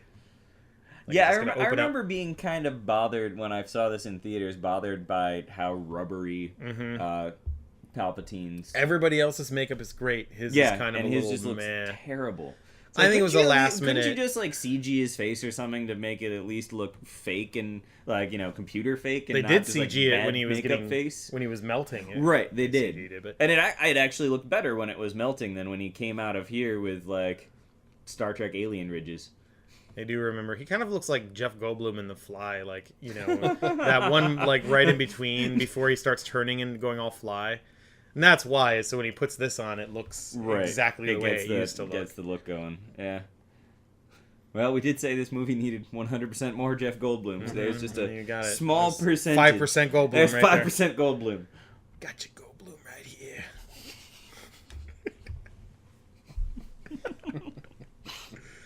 Now, young Darth Vader, bring your hand over here. Let's see what it can do. You know, my fingers shoot blue things. What do yours do? Let's see. Vibrate. Mine rotate and extend. Bend over. Let me show you. Show no mercy. Unlimited power! I think it's like, I don't know whether I like this anymore. I don't like being Darth Vader. Yeah, like they frame him a lot, so he looks like Darth Vader too, with the way his hair is cut and stuff. They kind of. It's like, we gave you this bad haircut specifically so you could have a shape to it, slightly like Vader's helmet. I feel like what's funny is that I ended up sort of defending episodes 1 and 2 a little bit more than expected. Still made fun of it, but praise was funny. I think we spent most of this commentary just making fun of the movie, which is hilarious. And I actually like this movie significantly better. Oh, than absolutely, episodes 1 and it's 2. a better. I think that's why, because we're comfortable with this. It's movie. like we're not just just sad about the movie, that we can make Like, fun of all it right, with a clear conscience. Like, this part's creepy and that scene's cool and I like this. yeah, there's enough I'm enjoying that I feel like I can make fun of it without just feeling sad. Because sometimes when there's a movie that you really wish were good. This annoyed me here. Sorry, this annoyed me here because they don't play the Empire theme, which I guess they're not the Empire yet, but still, God, this is like a perfect scene for the Empire theme. Anyway, continue, if you can remember. I lost my train of thought. I'm sorry. Oh, it's quite all right. I don't think Rewind. I was... Start over. Rewind. All right, we got to start the commentary over sorry, from the folks. beginning. Just All right, hold on. So we're now at the 20th Century Fox screen. You can see people the are so searchlights. confused now. They're like, are they really at the 20th? We're at 6 seconds into it. Rewind. I don't know whether I can watch this movie again. Order. And now we're in the Starship Troopers scene. Yeah. Order. There's that stupid thing. Order 66 is about to come around, which is like 666, but with one less 6. Order 60, which is an interesting idea that all the clone troopers had it in their code, their like genetic code to kill Jedi. Right. Right. It's really sad. The most distracting thing is how the clone trooper's head is not moving properly with the rest of his body because it's a CG body for some inexplicable reason.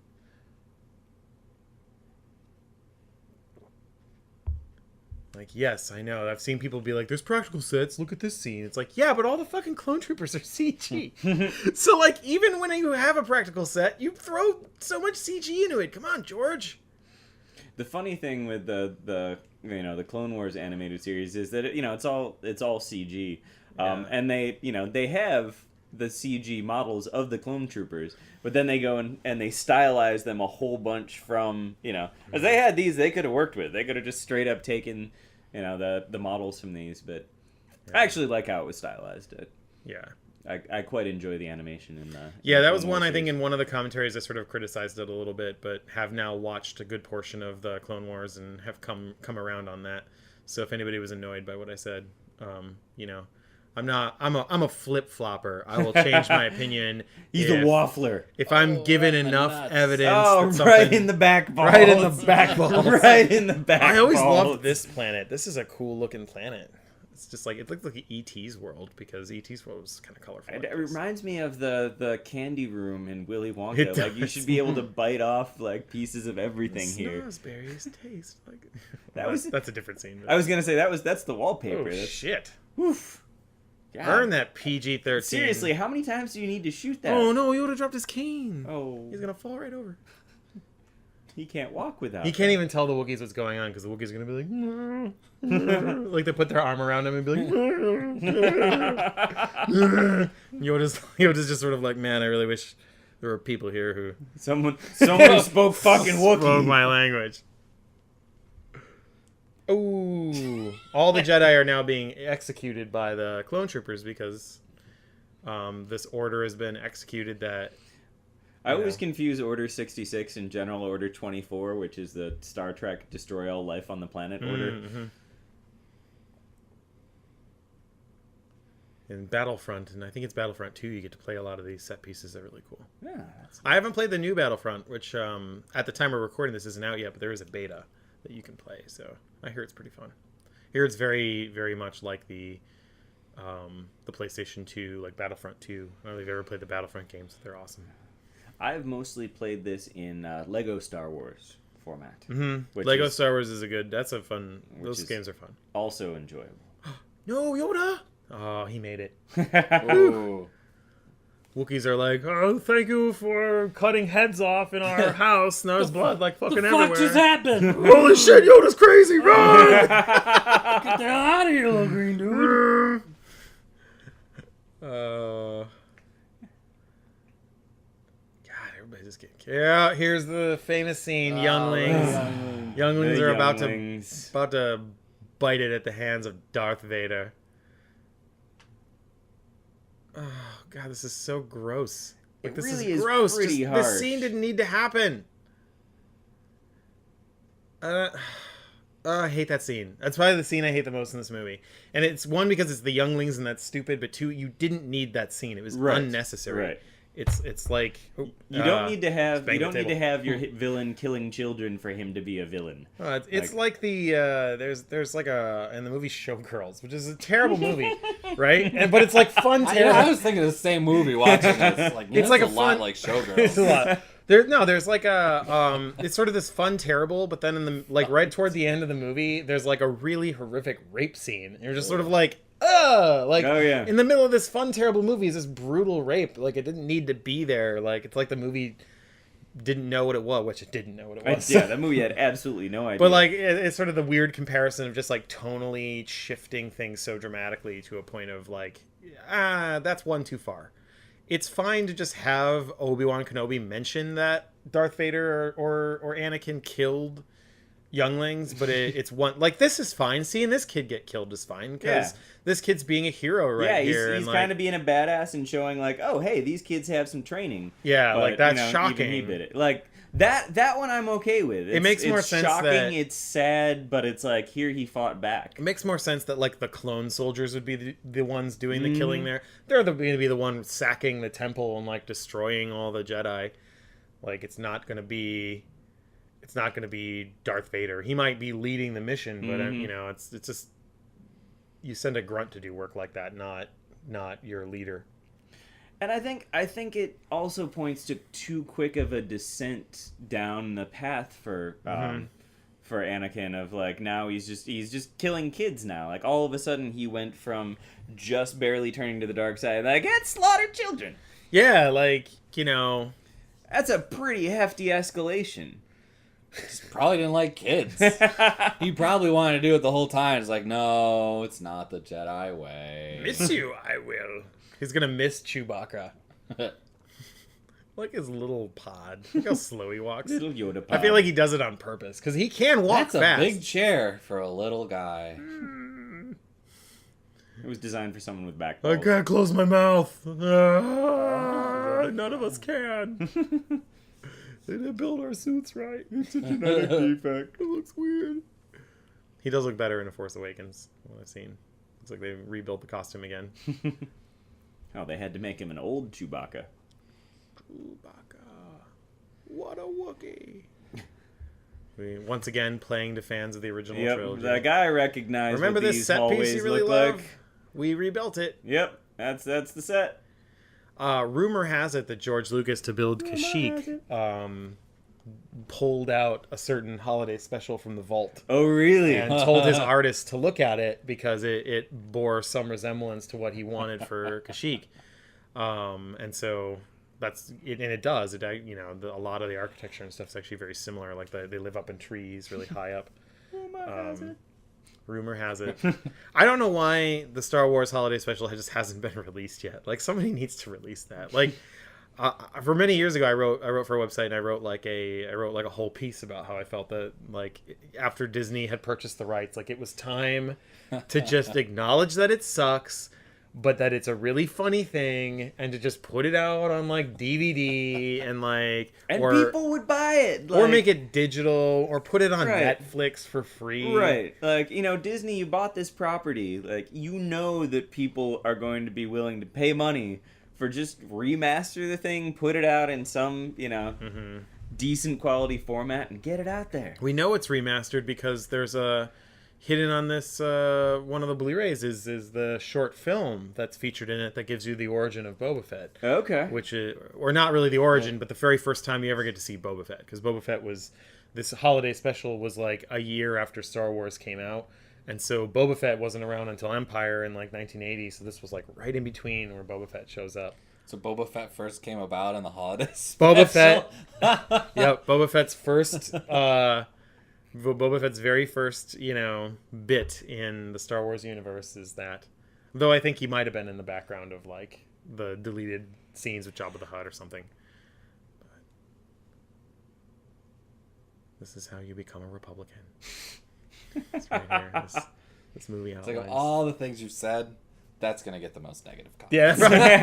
We are going to have people that well, Republicans are great. I don't care if you're Republican. It's fine. You can be a Republican. Whatever. Republicans kill younglings. Well, if the younglings had their own lightsabers, then it wouldn't matter. Wait, are we getting on guard? The only thing that stops a bad guy with a lightsaber is a good guy with a lightsaber, Alex. The lightsaber is just a weapon. It's the person who Yeah. uses it. It's like Lightsabers don't kill Jedi. the dark Jedi side kills. kills the Jedi. Oh my god. We may have to edit some. No, we're gonna keep that in. I'm keep that in. That's staying in. Staying in. If you're all heated on the Republican, we don't give a shit. It's Yeah. fine. We just want to live. We just want to live.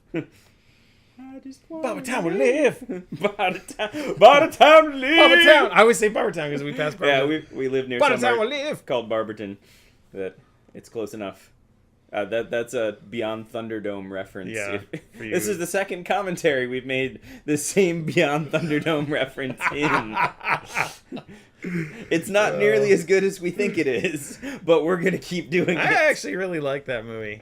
I think Beyond Thunderdome is highly underrated. It's an underrated movie. I think Yeah. it gets better. Like every time I see it, I like it a little bit more. It's also- a different tone than the other movies. But I also love Waterworld, which is sort of I like also really like Thunderdome I on the also- water. Like yeah. it's that same kind of goofy vibe. Mhm. So, you know. Yeah, that one feels like Mad Max 4 to me because it's set in a world where, well, now everything is like water. The ice the nuclear apocalypse has caused the ice caps to melt, and Right. now we're in a different world, and this is Mad Max on water, which is cool, but it's no Star Wars Episode 3 Revenge of the Sith, which is the movie we're watching, folks. Everyone's like, I don't care your opinion about Stop Waterworld. talking about Mad Max movies and fucking Waterworld. I don't want to fuck Waterworld. Fucking talking about fucking Waterworld. You're gonna fuck Waterworld. I like the pee You fuck recyclers in Waterworld. Waterworld. I think that was cool. You like what? The pee recyclers? They're like hand crank pee. That's how the Amish would recycle their pee in a situation like that. You know, if it comes down to it, I have a feeling that if an EMP hits, the Amish are going to be just fine. They're just Something- waiting. Something tells me your tech on a lava planet isn't going to be metal based. I'm just saying that probably they're going to develop something that's like not metal that can melt. Because then you're like, well, all right, we have all this metal equipment. Now we need to develop shielding for it. Like the entire that's not how tech would evolve on this planet. Like it's all based singular. And seriously, base what's the deal with like you have that little hovercraft that they're going and scooping lava? Are they like testing the quality of the lava? like that day? lava? You could just have a dam that scoops it up Right. automatically since it's clearly just flowing all over. Right, Like, that literally doesn't. It make any doesn't seem sense. like an efficient lava harvest. They need to get those moisture harvesters from Tatooine they need to go on the lava harvesting poach tip. some moisture farmers. Could be a trap. It's a trap. Oh wait, that guy's not in this movie. I hope he's in the new one. I hope he's in Force Awakens. You'll probably all know by the time you listen to this commentary, folks at home, internet land. Pantsless. Wearing a cape, Covered in butter. Covered in butter. racing You stripes. have butter in your skin like Kramer. Oh, yeah. Sitting on the roof of your apartment in New York roasting City. like a turkey. Roasted like a turkey while some guy named Newman is down there thinking about eating you. I like the look of this planet. It's really cool looking. This was always sort of foretold. I think this was even foretold in the Star Wars book. Wow, he just shot out of there. He's made of Like some someone durable has material. to like smush him in there then so he locks in. You gotta shove him in, then Yeah. you push the button and he pops You out. push him in and twist it a bit, and that locks him They in probably made a place. toy of that. The R2 launcher. But yeah, this was foretold in the very original Star Wars book that George Lucas wrote, I think, which was ghostwritten by I think Alan Dean Foster. But in that book, sort of outlined the backstory for Darth Vader as I think being on a lava planet and being injured really quite severely on a lava planet, just how he got to be the way he is. Did he get to pick his name? It was given to him by Darth Sidious. Oh. Usually your Sith Lord, I think, picks the name. And it, obviously it means father and like what? Yeah, Dark Father in Dutch, I believe. Dutch, yeah, that's what it is. And which, makes sense that he might even give him a name that is derivative of father since he's worried about Padme dying and she's pregnant. So, like, it's fitting. Yeah.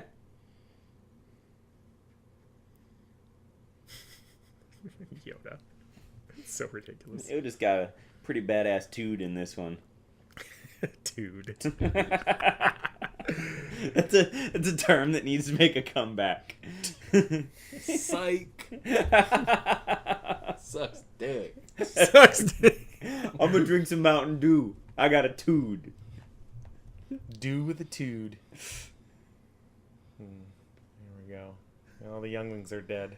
Oh, the younglings. My God. I even killed younglings. Everybody just looks like they're asleep. Yeah. Not They even died the very younglings peacefully. survived. Killed not by clones, this Padawan. This would be really shocking for Obi-Wan. I mean, he's been friends with Anakin for years. I Yeah. mean, he's grown up with Anakin, and to see Anakin just go from... I mean, it is interesting, like, we were talking earlier about, like, when two different philosophies, like when somebody switches philosophies, like, we'll use the political arena, like when someone goes from being sort of like a moderate to like a more extreme version of like conservative or liberal, and it's just sort of like, oh God, like sometimes it can be really how shocking. did that happen? Like, Yeah, like how the hell did that happen? Well, this is kind of a story about that.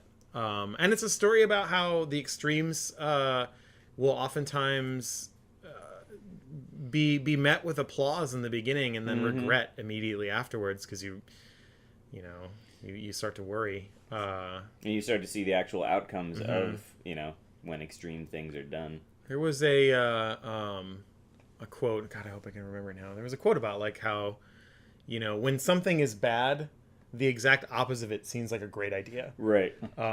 And you see that in the political arena a lot, like just the reactionary politics that happen on both sides, sort of based on extremes.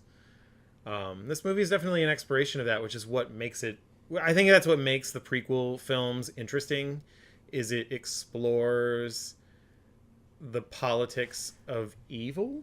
I have to break in. This is actually one of the best quotes, like that of anything in the prequel films. That was one that it actually became an iconic quote. This is how liberty dies, with thunderous applause. Yeah, I thought that every time Donald Trump gives a speech, I think of that quote. I'm like, this is how liberty dies. With thunderous applause. Thunderous applause. We're gonna build a fence that won't let people in, and we're gonna kick people out who are Muslim. Like, yeah! Oh my God, what's happening? This isn't how it's supposed to be. So people in the future in internet land, if there is a President Donald Trump, we're probably on the hit list. We're probably in prison now. Yeah.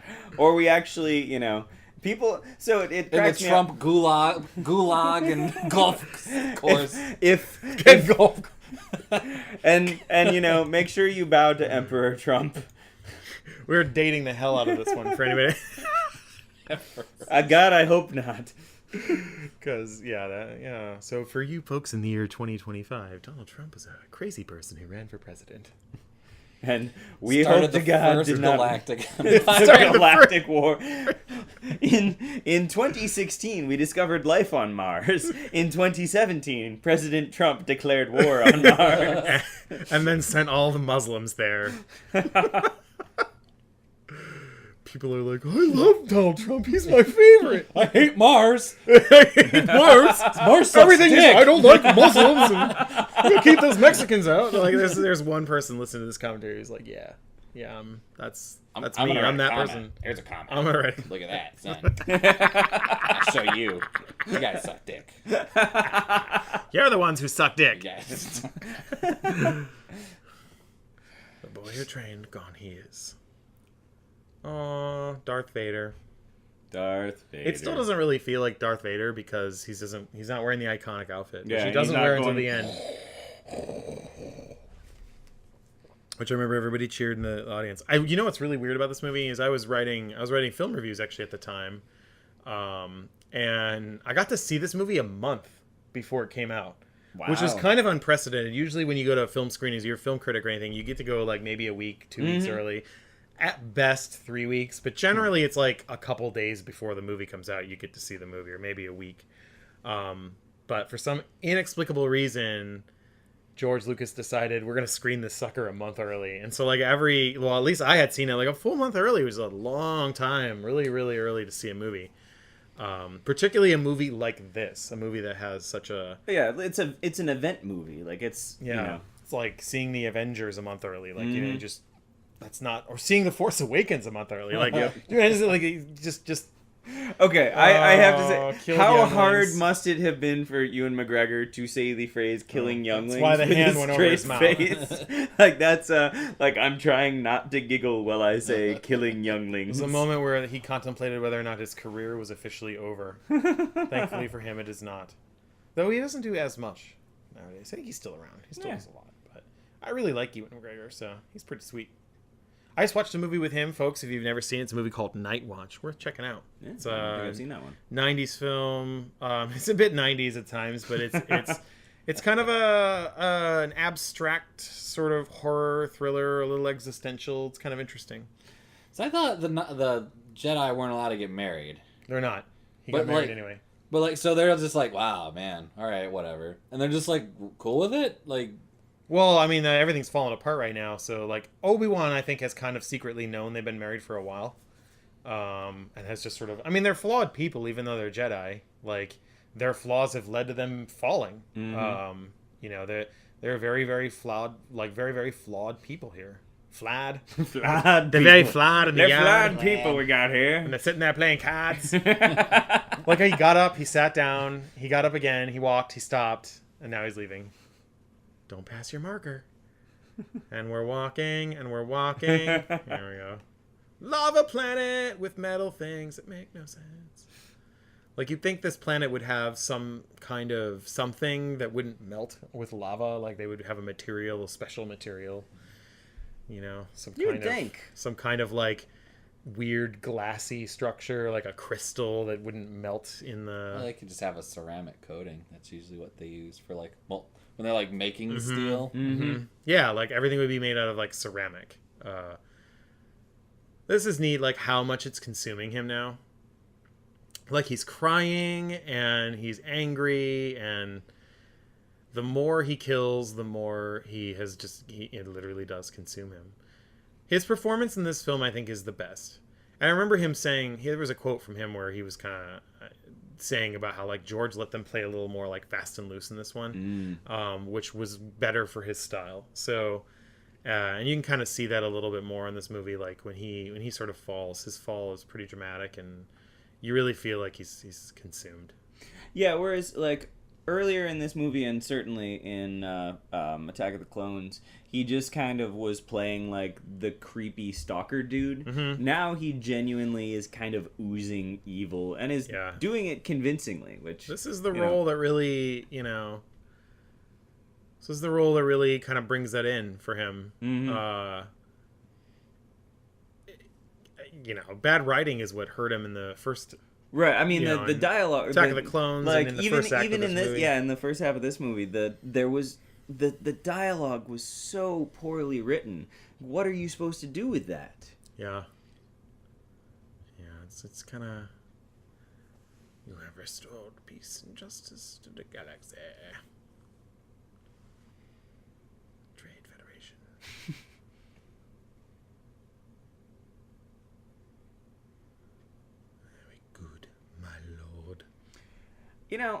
It's got to be interesting acting with that kind of hood on, because that's got to like constrain your field of vision so much. It's like Batman. Yeah, you're like Batman trying to can't like turn his head, so he's just constantly. You're trying to take like direction between shots, and you have to turn your whole body or like take the hood off each time, and probably the stylists are like, no, you keep the hood on. We've made the hair look good under the hood. Don't mess with it. We've designed everything so that the hood's probably pinned in. Yeah, it's probably exactly true. Except in scenes where he dramatically removes it, that's all, like, it's not going anywhere. Mm-hmm.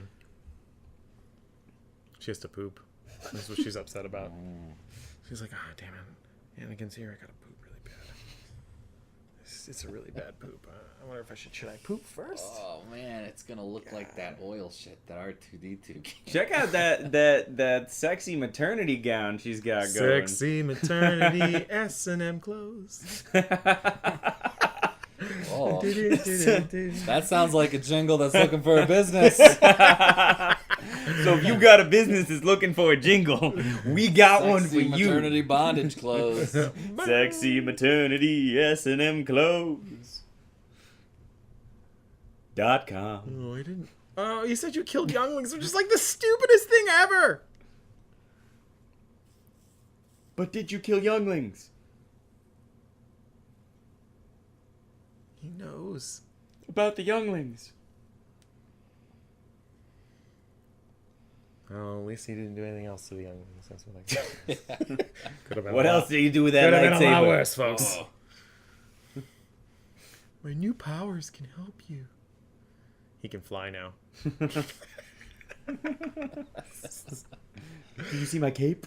I got a sweet cape. I guess the tragedy is you never see him use any. He never really actually has any new powers. You know, just kind of an interesting. Like he's not really any more powerful. In fact, he's much weaker. He's crying all the time. He's filled with rage and emotion, and I mean, here he's getting a bit violent with her, which I mean is not surprising because he's had creeper eyes the entire time. Ever since he laid eyes on her, he's been undressing her, thinking about things he could do with his hand. Yeah, we could do everything. Yeah. This is the first time he tried the "together you and I could rule the galaxy" speech. Didn't work this time. It's like, well, try it again in about 20 years. They can rule as husband and wife, and then father and son. Luke can rule my mean tude and you. We can bring this shit back. Yoda's the one with the tude. We're gonna bring back high tops and laser discs. Pumping up sneakers. Pumping up sneakers. Pump is coming back. Yeah. Saying don't have a cow. Eat my shorts. We're gonna force everyone to watch Community. I don't get a lot of your jokes. I gotta admit.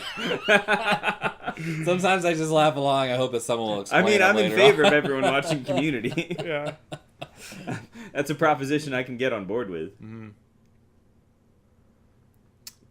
Here it is. Final throwdown. Pants off, dance off. Instead of actually just choking her, he just chokes her with his like. You're like 2 feet away. He's like, I told you about my powers. Check out my powers. Look at my powers. Like I told you. This is how I'm gonna heal. Anakin. This is how I'm gonna save the baby and you by choking you to death.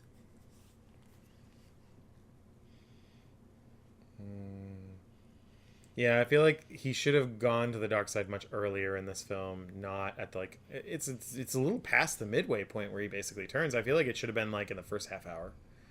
And one could argue the second he kills Count Dooku, once he kills Count Dooku, that's really kind of he's already fallen.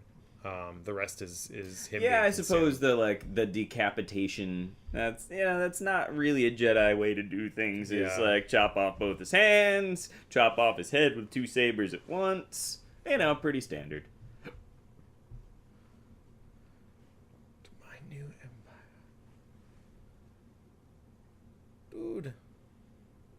I remember when we were in that sauna together, and those 2 ladies came in, and they were like, "What are you guys up to?" We showed them. I think they were Swedish. They were Swedish. You're my friend. We've done things together. Jedi things. That we don't talk about with the other Jedi. You, me, and Yoda. He's got. Don't you remember, Anakin? He's got a tood. You were there when my lightsaber was too blue. You held my hand and told me you loved me. You used your mechanical. You made me a goat burger from real goats. I do love this. Wow. Yep. Yoda just knocks those guys out. Great. Yoda's fight school. This is the Steven Spielberg stuff right here.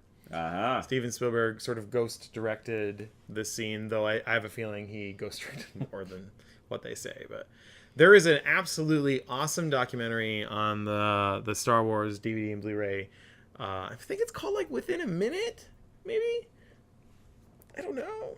But anyway, the documentary is super awesome because it chronicles 1 minute of like the film and all the people all the work, all the people, all the creativity that goes into just bringing 1 minute of Star Wars to life.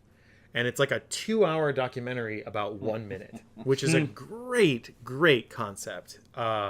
And is executed. It's probably one of the it's probably one of the very best documentaries about big budget filmmaking that you'll see, because it covers everything from like the money department to catering to choreography to direction, storytelling. I mean, everything's there. And it chronicles this scene in particular because it's very elaborate. It's very elaborate cut. It's sort of cutting back and forth. Yoda fighting Palpatine here, and Obi-Wan fighting Anakin. My little green friend. Yoda's like, I have that same nickname. My little green friend. That's covered in the documentary. Yoda's little green friend. Yoda's little green friend. Calls it Scrota. Scrota! I think he just flips him on this chair. It's very funny. I like how it's not graceful. Like, I enjoy the fact that it's just kind of clumsy and like awkward. It's like what would happen if you threw me at a chair.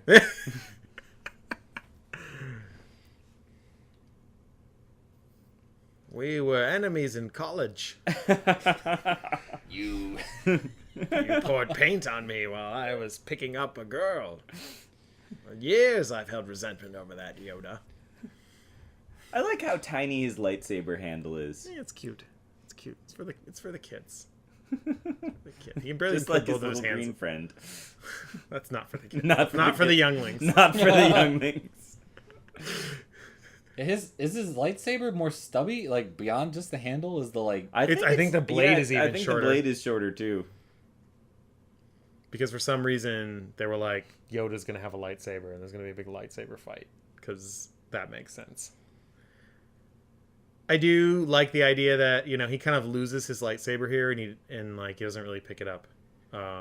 Not this scene, but Yoda. Kind of like Yoda will never pick up a lightsaber again. But I feel like he shouldn't have picked up one in the last movie. He should have only picked it up to fight Palpatine. It would have had a lot more weight. Yeah. No, I agree. I think like having him fight for the first time in the climactic scene of the final film of the the new trilogy would have been. But I mean, having him fight in general just seems so dumb. Just because you get this, he's like a video game character hopping around. Like it's. I get why he thought it was cool, and it got a really big reaction. But every time I see it, it's just like it's kind of a nails in the chalkboard kind of moment for me. See, one of the things I always liked about Yoda is that he seemed to have like a quiet and deeper power than just the like I can kick ass with a lightsaber, and I'm just a really good Jedi. Yeah, except they're trying to hold hands. And seeing him like fighting like every other Jedi almost makes his like mastery of the Force less impressive. It's like, oh well, you're just a Jedi. You're just a Jedi. You're just like all the rest of them. Okay. You just happen to be one who survives. You just talk goofy. You talk goofy. You're a Muppet, and you manage to survive. Yoda. By the time Luke Skywalker meets Yoda, though, I mean Yoda's been smoking a lot. Oh God! Yeah. He's been smoking a lot of mushrooms because that's what's on his planet. Smoking some good swamp weed in some there. Swamp weed. This is cool. Like, I guess this is a little Spielberg-y moment here. Like, having these things come out. Like, this is good use of Jedi power. This is good use of Yoda without lightsabers. In fact, it's kind of really weird that he even has his lightsaber. There you go. You finally, turn it off. Like, yeah, turn that it would off, have been dude. smart to turn it off a bit earlier than that. 2020 hindsight is. Yeah, like spinning it here, like, and this is one that the second movie had him use kind of the Force this way first and then lightsabers, which was such a dumb thing. Here is so much better just to see him use the Force a little more. And there goes There's the a saber. drop the lightsaber moment. So yeah, this Playing is... piano. But this is the sort of thing that, like, when you think of the kind of crazy power Yoda has of, like, being able to absorb something like that. Yeah. And, I mean, you know, he's do like that. He's like Buddha, basically. He has achieved enlightenment. Therefore, he doesn't need to pick up a lightsaber. Right, and that was the impression. He's enlightened. That was the impression that you got from, you know, the original trilogy, that once you see him, you know, bouncing around like a little, you know, jumping bean with his lightsaber, it takes away from that. Now, this is where he should have been at with a cane after this. Like, that fall is what caused him. That he wasn't rocking the cane before this? Yeah. Again, these are all tweaks that, like, you would think they would have thought of them prior to this, but they just there was a lot of making it up as they go, which is really, when you're going to make a movie of this magnitude, of this size and scale, doesn't really seem to be a great idea. Yeah, you'd think you'd have most of that mapped out by the time, like, even, you know, by the time you're shooting the first of these. Was that just like It was just a fucking bucket robot? droid. It's like, whoa. George Lucas was like, we need more in this scene. More We need droids. More things. More. It just like swooped All by. the I was like, things. what's this guy? Oh, fuck this. I'm out of here. All the things. All your base belong to us. That's George Lucas right there. He's into, like, old school memes. He's into like, yeah. Whoa, creepy shot. I don't like that shot. Oh, wow. Shot makes me feel uncomfortable. It does. I think it's the tight confines, and yet It's like, I feel like I'm 6 inches everything. away from Yoda's face. I like that. The world is basically ending right now, and cars are just driving around, and they're just sort of like, There's someone who's like gonna get home and like turn on the TV and being like, whoa. shit. Jedi Temple just got sacked. It's like when Hurricane Katrina happened, I had just moved to my new apartment, like my first apartment, and I didn't find out about it till like a week later when I was at an Arby's, because I didn't have the TV hooked up or anything. I wasn't listening to the radio. I was like, oh man, like, you know, there was a huge hurricane. It was like a massive catastrophe, like a week ago. That sucks. That sucks dick. I was when I discovered that Lucasfilm had been bought by Disney, I was shitting. Like, I was literally on the before toilet. that happened, or like was it like involuntary? Yeah, you know, response? I sat down to poop, and I'm sitting there on my phone, and I go to like Ain't It Cool News or something, and that's like the primary thing. I'm like, holy shit! To which my wife is like, I don't want to look at your shit again, because prior. No, this is impressive. No, this is a good no, one. this is a good one. This one's worth seeing. Oh my god! But yeah, they. I was like, holy shit! You know, go online, check this out. So that's my my not so memorable. Thing happened to me when I found out Michael Jackson died. I was taking a dump and playing with Twitter on my phone. Whoa! It's so weird when you discover things while you're shitting. Like, I know. It's not really the most conducive, like, you know, thing to discover something whilst pooping, but you know, Unless it's like, you know, sort of a cleansing thing where it's someone that you were hoping, like when you find out that you know, that Saddam Hussein is dead or something like that, and you're taking a shit, it's like this like release moment. Yeah. Well, And, yeah, like, there's things you're not surprised to learn when you're shitting, and there's things you are surprised to learn, like you know, Hurricane Katrina. You don't want to Katrina discover is that a while thing you're you'd be pooping. surprised, but like discovering you don't digest apple peels well, not super surprising. Apple peels. Corn just came out, and you're like, corn, really? All right, I don't remember eating any corn, but there it is. I love how I love how corn allows you to like carbon date. Yeah, your corn, digestive corn is system. the tracer bullet. Exactly, like you know exactly it how just- long your digestive system takes. And you got to remember that, because like if you like are going on a big road trip and they're not going to be able to stop for a long time, and you eat like a lamb burger, beforehand, goat you need to burger. know what's up. Where's You got to know when the Plot it goat out. burger's coming out.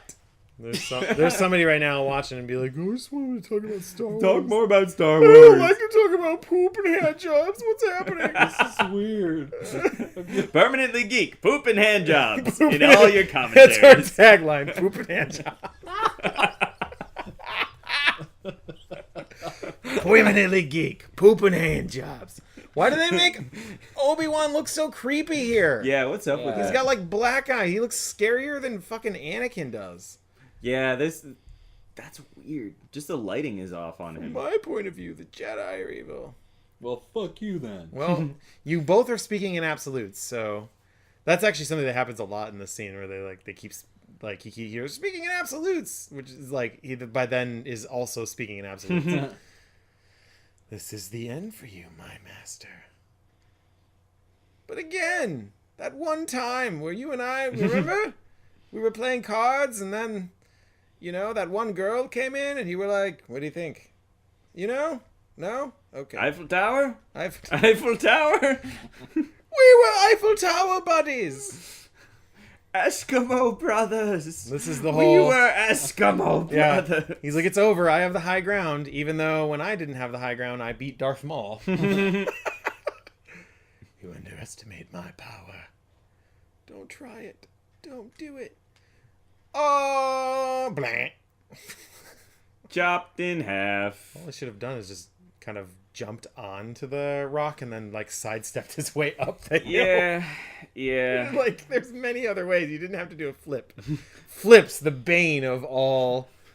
I wish I'd walked down those stairs earlier instead of doing flips.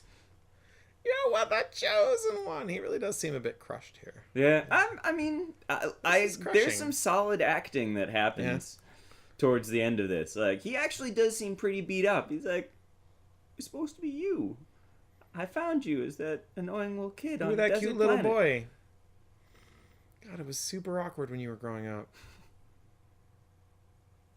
And then you started hitting on the queen, and that was weird because you were 12. Yeah, you were like a little kid, and I mean, she was kind of a kid too, but it's just your story's really weird, Anakin. Your story's And fucking now you don't weird as have shit. legs, and you're on fire, and it's just terrible. I never wanted you to be on fire. I wanted Jar Jar to be on fire. And Jar Jar's still in one piece, and you're on fire, and now you're bald. This is a bit weak on Obi-Wan's part to just like not even put him out of his misery, but just to leave him there. Yeah, that's kind of shitty. I feel like it should have been something. It should have happened a lot sooner. Like he should have just been like, I can't watch you to be like this, and just leaves, and then he just gets burnt up on his own. I think that would have made a little more sense. But if I were the actor, I would have been like, I don't really think Obi-Wan would have done this. I don't know. Yeah, just Like, leave for my him character like motivation. burning and tortured, and that seems out of character for. I thought he was gonna like- touch her boob. I was like, whoa. He's got a nice. Well, Anakin's Jeez, gone he's now. not even. He hasn't stopped sizzling yet. Give it a minute. Sleep with me, you will. He's like, wait a minute. Getting a little rapey, Obi-Wan. Don't get rapey. She's used to it though. She's married to Anakin. Not until you're living out in the desert, and you from time to time go into Get the town. old Ben special. Get the old Ben special from the masseuses. Living on Tatooine, getting yourself the old Ben special. Like, I could use an old Ben This is him special thinking, right now. I can't believe I said younglings like 4 times in this movie.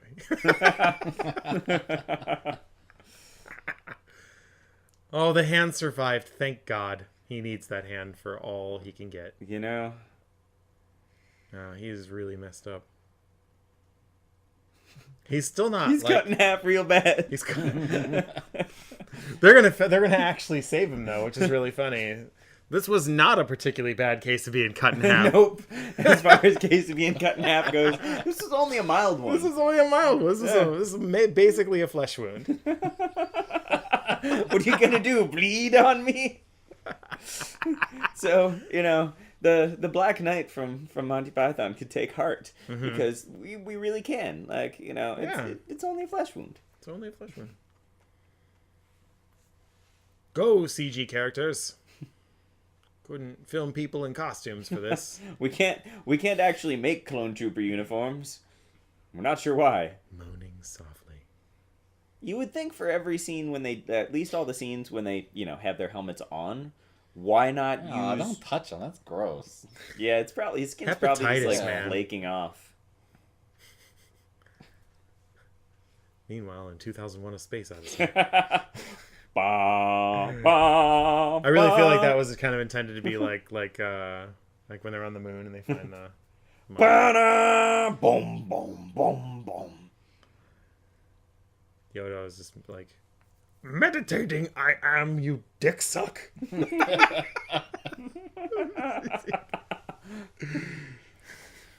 God. He doesn't say God, he just says force. Force! Force, damn it. Force, damn it!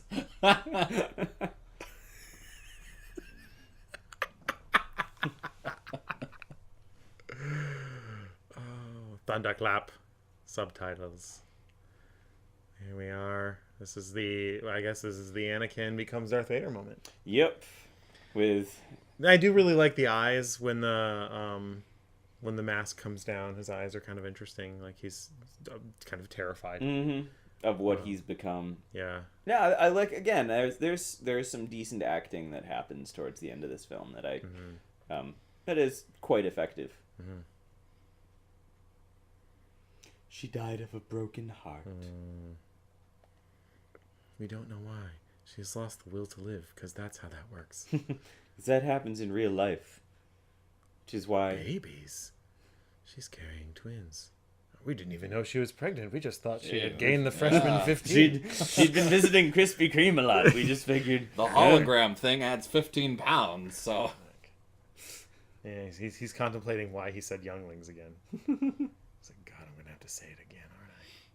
It's like, wait, there are 2 younglings in there? Here we go. Leg number 1.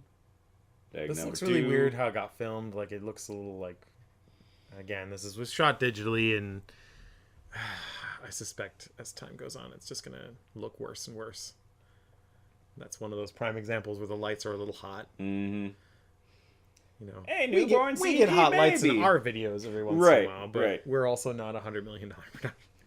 You take it back. Like right here, her outfit is hot. Like lighting is actually Yeah, it is. too hot. Oh, yeah. This is actually the least hot outfit I think she's worn In the entire series. smock I've ever seen. sexiest birth smock. You know I like this like ooh baba. This fucking droid is weird as shit. You know I love a good lady right after she gives birth. I like how like Leia remembers her mother being sad, but like this is like one, Luke was born first, so Luke should have that memory if anything. But like Leia literally like doesn't. I don't know how Leia would know that. I like the idea that Princess Leia, or rather that Padme did survive this and lived for about 2 or 3 years and then died of like despair or even maybe killed herself. You know, so filled with despair over this. This was the moment where everybody... I remember a guy in the theater was like, oh, fuck yeah. Fuck yeah. Like he was coming to it or something. Like, fuck yeah. Now the movie's good. It's like, oh, the movie's over, by the way. Yep. There's like 10 minutes Yep. Almost done. left. Oh, well. Star Wars. Obi-Wan? Yes. I want you to separate the babies. I want you to live near one and show him the old Ben special. The other one, And then, even when he meets his sister, don't tell him. don't tell him. Let him kiss. Let first. it get weird. Yeah. Let it get just a Make little it bit weird weird. as shit. Like, you know, don't Padme like. didn't say that. That was all Ben. Yeah.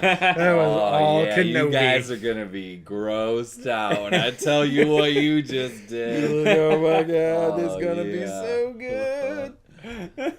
It's, you know, the whole thing is really just Obi-Wan being a big old practical jokester. Like, they'll figure it out eventually, but let's let him get a little bit weirded out first. Then this. This is actually Hayden Christensen in the costume, who kind of insisted on being the costume. And then George Lucas, in his infinite wisdom, was like, I'm going to have him walk like Frankenstein. Mhm. Yeah, this moment in the theaters, I was like, really?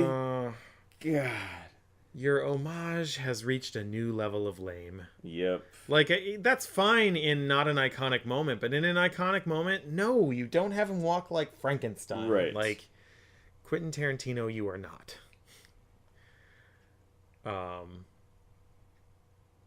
It's also really weird having James Earl Jones say the word Padme. What of Padme? There we go.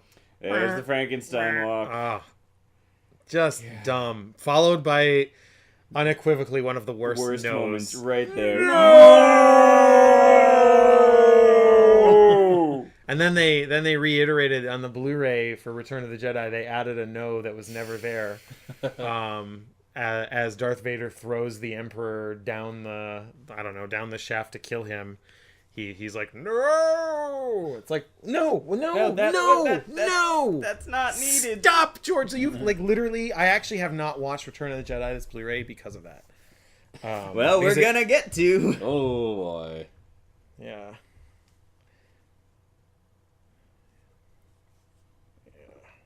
This is the... Well, we'll send him to live in a miserable situation on a desert planet, working with moisture farmers. Yeah. I'm gonna send you to Tatooine. It's gonna suck. You're going to hate your life, so become bad. a whiny teenager who just... Well, he's not gonna be a whiny. Well, no.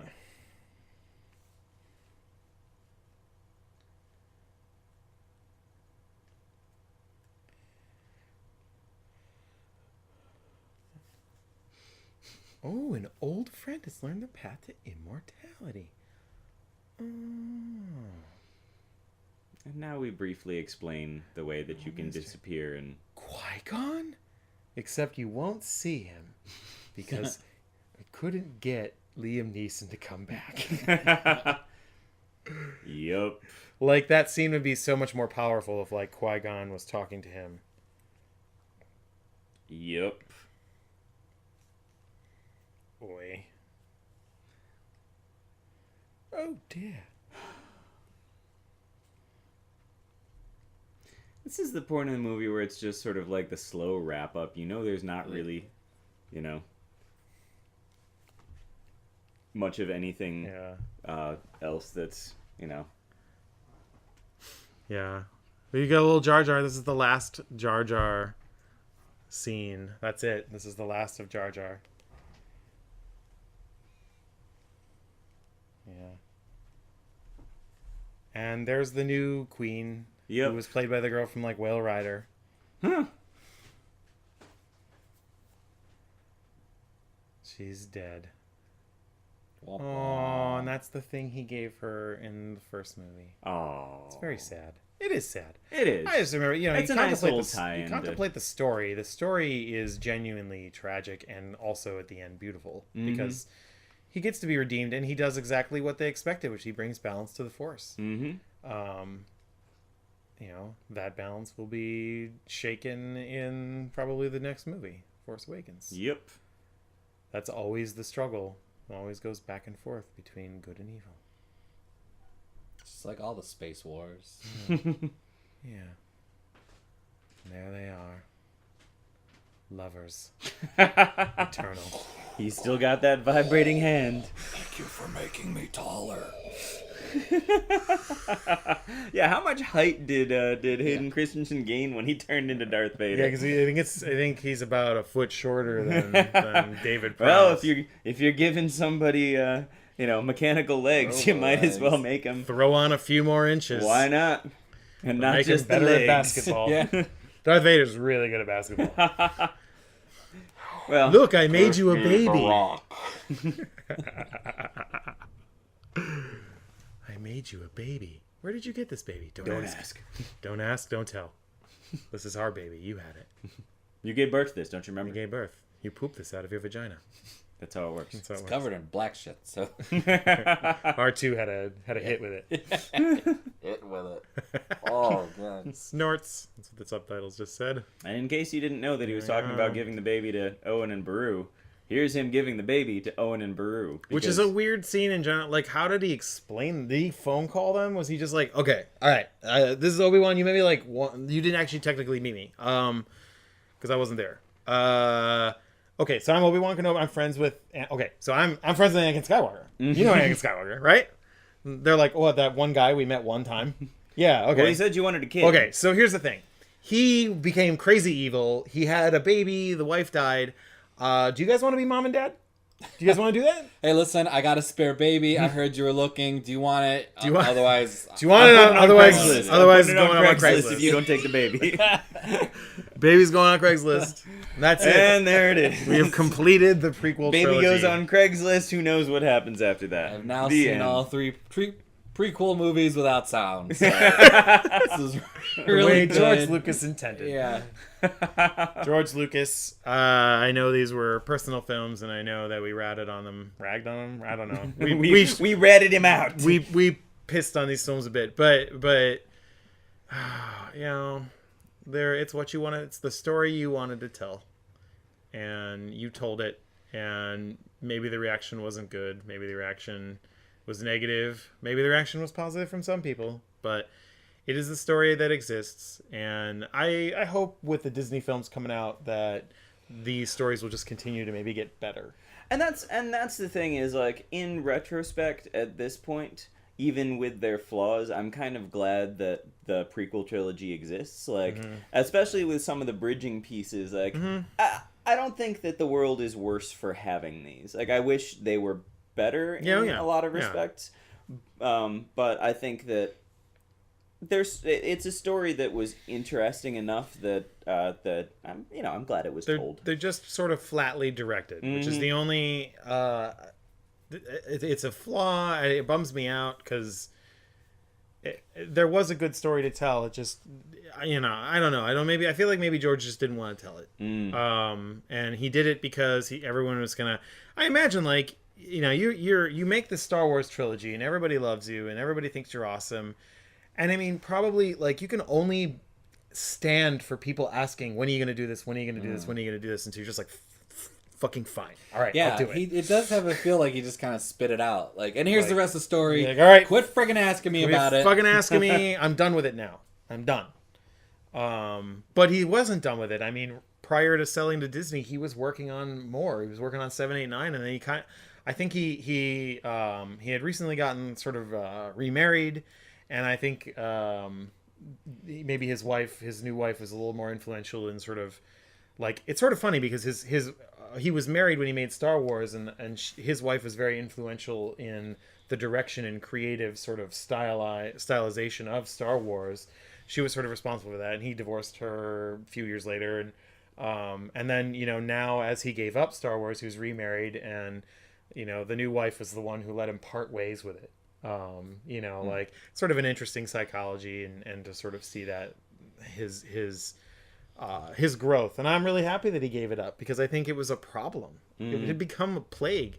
Folks out there in internet land, watch The People versus George Lucas. It's a really interesting documentary about kind of the psychology of a filmmaker who is literally tormented by his art.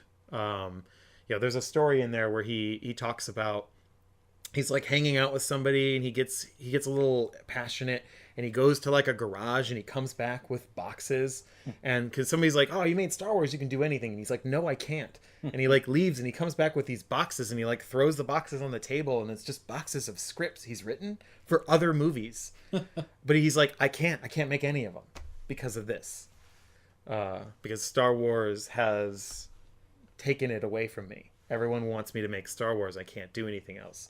So I think he feels a bit limited. He's done other movies, hasn't he? He has done other movies, but just nothing has ever, like, everything else pretty much he has done outside, like, he produced the Indiana Jones films, and kind of like outside of Indiana Jones and Star Wars, everything has kind of been like either a colossal failure or just isn't very, very popular, or what, like Radioland Murders is pretty good, but like, it was like a TV movie, it's not anything big. But then you get a movie like Howard the Duck, where he doesn't even really do anything on that movie, and gets so much shit for making a bad movie. And I actually enjoy Howard the Duck. I think Howard the Duck is fun. As it's taking dark, it what it is, but I enjoy that movie. Like, that was a regular watcher for me in high school. Yeah, I think Howard the Duck is kind of I really like the visual effects of Howard the Duck. Mm-hmm. That movie scared the shit out of me when I was a kid. But it's not a good movie, but it has its moments. It's really perverted, which is kind of an odd thing. But because it's like a kid's film that's slightly perverted. Maybe that's why It's I like liked it as a listening to this teenager. commentary.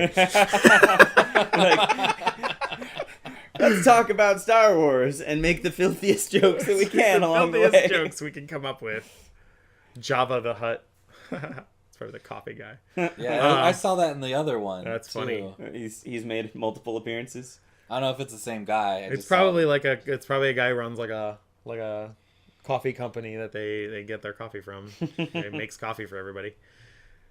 But yeah, I'm glad he parted ways with it. I'm glad that he has given it to a new audience. I think that he was burdened by it, and it had really started to ruin him as a person.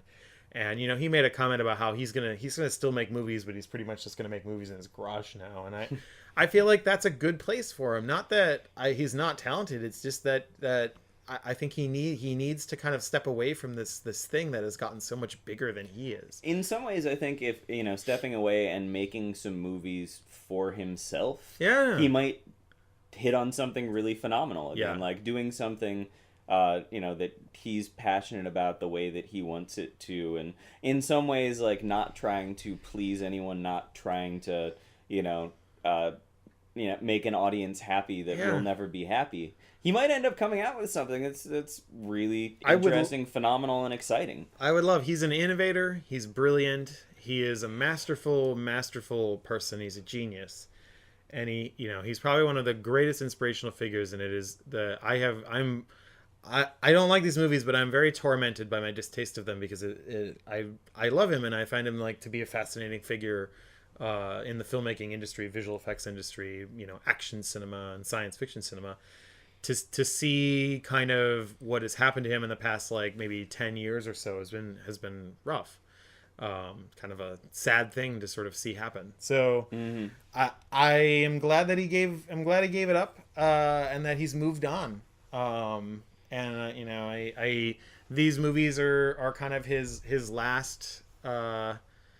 last foray into the Star Wars universe, and I think the Clone Wars was his apology for kind of inventing a story that maybe fell a little flat, and the Clone Wars sort of picks up the same story and just does it in a better way. And it's got a lot of life to it. It really does. Yeah. The Clone Wars animated series, and it does make these movies better. It really does, and I think that's part of why I'm more so than I was 5 years ago. I'm glad that these films exist, because with the Clone Wars series intermingled with all of this, it gives a lot of really interesting backstory and context to what's happening, and the idea that the Jedi are not necessarily that there were really a lot of problems that that Anakin wasn't the only one that was getting fed up with the way that they were handling things. And so it makes him a little bit more of a sympathetic figure for bitching out Mace Windu for being no, we need to let the law do what the law is supposed to do. You can't just kill this guy. Even though that ended up being his last real step into the dark side, was chopping Mace Windu's hand off. I've seen people compare the Anakin's fall to sort of George Lucas's personal fall of being consumed by something. And so for me, letting go, when he lets go, it's sort of like the end. It's sort of the end of episode 6. The end of episode 6, he finally gives it up. He doesn't die, but he gets to get married and move on and kind of have the life he maybe always wanted, and without the burden of Star Wars. And he gave it to J.J. Abrams, and J.J. Abrams now has the burden of Star Wars. Well, J.J. Abrams has the burden of, from what I can tell, pretty much every movie and TV show that's been made in the past 10 years. Soon Chris Pratt's going to star in everything. These are the two things. J.J. Abrams, it was an interesting choice, and I think is going to deliver a pretty good movie. So I'm really looking forward. It's going to have a little more heart to it, for sure. It's more of a Spielberg style. Ooh, that was my phone, folks. So you're gonna have a little more style, I hope. So there'll be a Kickstarter for a new phone. My phone's okay. Do you want to donate to Permanently Geek? Actually, really, if you would, we would love it. We would like to buy better equipment. There are a lot of things that we would love to do with these commentaries, including having video that you could sort of see us and see some of the ridiculous back and forth that happens here, and watch us sit uncomfortably for 2.5 Better hours. chairs would be another thing. You'll know, notice lumbar support, a little bit of lumbar Back support. I'd nut like support. something for my back balls. for your back balls. I could use a metal hand. With different vibrate settings. But no, like if you're enjoying these commentaries and the other shows that we do here at Permanently Geek, we'll have a place that you can donate to help us get better equipment and upgrade things, and so we can keep bringing these to you. Yeah. Maybe. Maybe. Well, I guess, or we'll just pocket the money and peace out. Either way.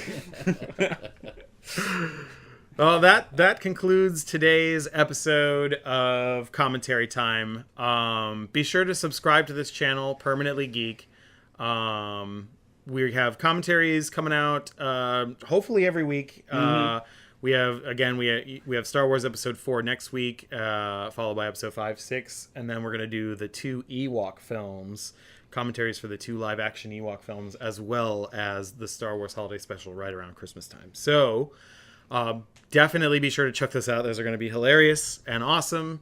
And I am your host, Randy. You can find me on Twitter at RL Schaefer Writes. Michael? You can find me on Twitter at MichaelMCFMusic. And I'm on Twitter at SimualAlex. He tweets all the time. He's basically nonstop almost like tweeting. It's like a stream incessant. of consciousness. It's nothing. Like, nothing shit, but guys! tweets. Did you know Michael Jackson died? I'm here on the toilet, catching up on the news. There's actually a guy that I follow who I don't know how he gets anything done. He tweets so much. Like, he tweets all day long. I don't even know when he sleeps. He looks like tweets going out like 24 hours, like every hour. But yeah, be sure am to. not that way. No. Horse ebooks? Is that what it I was? like tweet at weird hours. I'm like a 2 a.m. tweeter. He's a 2 a.m. tweeter. Tweeting all the time. He's a 2 a.m. tweeter. In the middle of the night, tweeting about movies I'm watching.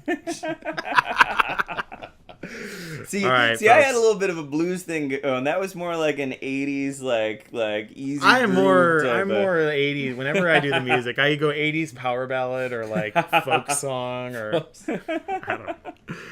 All right, folks. This concludes today's episode of Commentary Time. Thank you so much for listening. We hope you enjoyed. Feel free to check back. We've got a ton of like Star Wars stuff going up. We have Star Wars Whatnots. We've got sort of our trance tracks. We've got all kinds of stuff coming up Star Wars related, including hopefully a Star Wars Play It Smash It if we can get it shot. Yep. And these commentaries. So we will see you on the next commentary. Thanks Take for care, stopping folks. by. Alex, do you have a goodbye to No, say? I didn't come up with anything. All right, I'm gonna go back with the. I'm Sorry. gonna go. Re-edit it. Goodbye. For now. Good night and good luck. Or whatever that Good was. night. And that's the way it was. That's you're coming up with some like this is really profound closing slogan. The world is a teardrop. If you're going through hell, stop, because what's wrong with you? That's terrible. I don't know. What are you doing in hell in the first place? Yes. It's your own damn fault. Listen, when the world bottoms That out. sucks dick. I'm Alex. That sucks dick. See you on the next one. I just pulled a diaphragm. We should probably go then. So everybody can- I need All some right, medical folks. attention. We'll see you on the next commentary. Take care. Take care.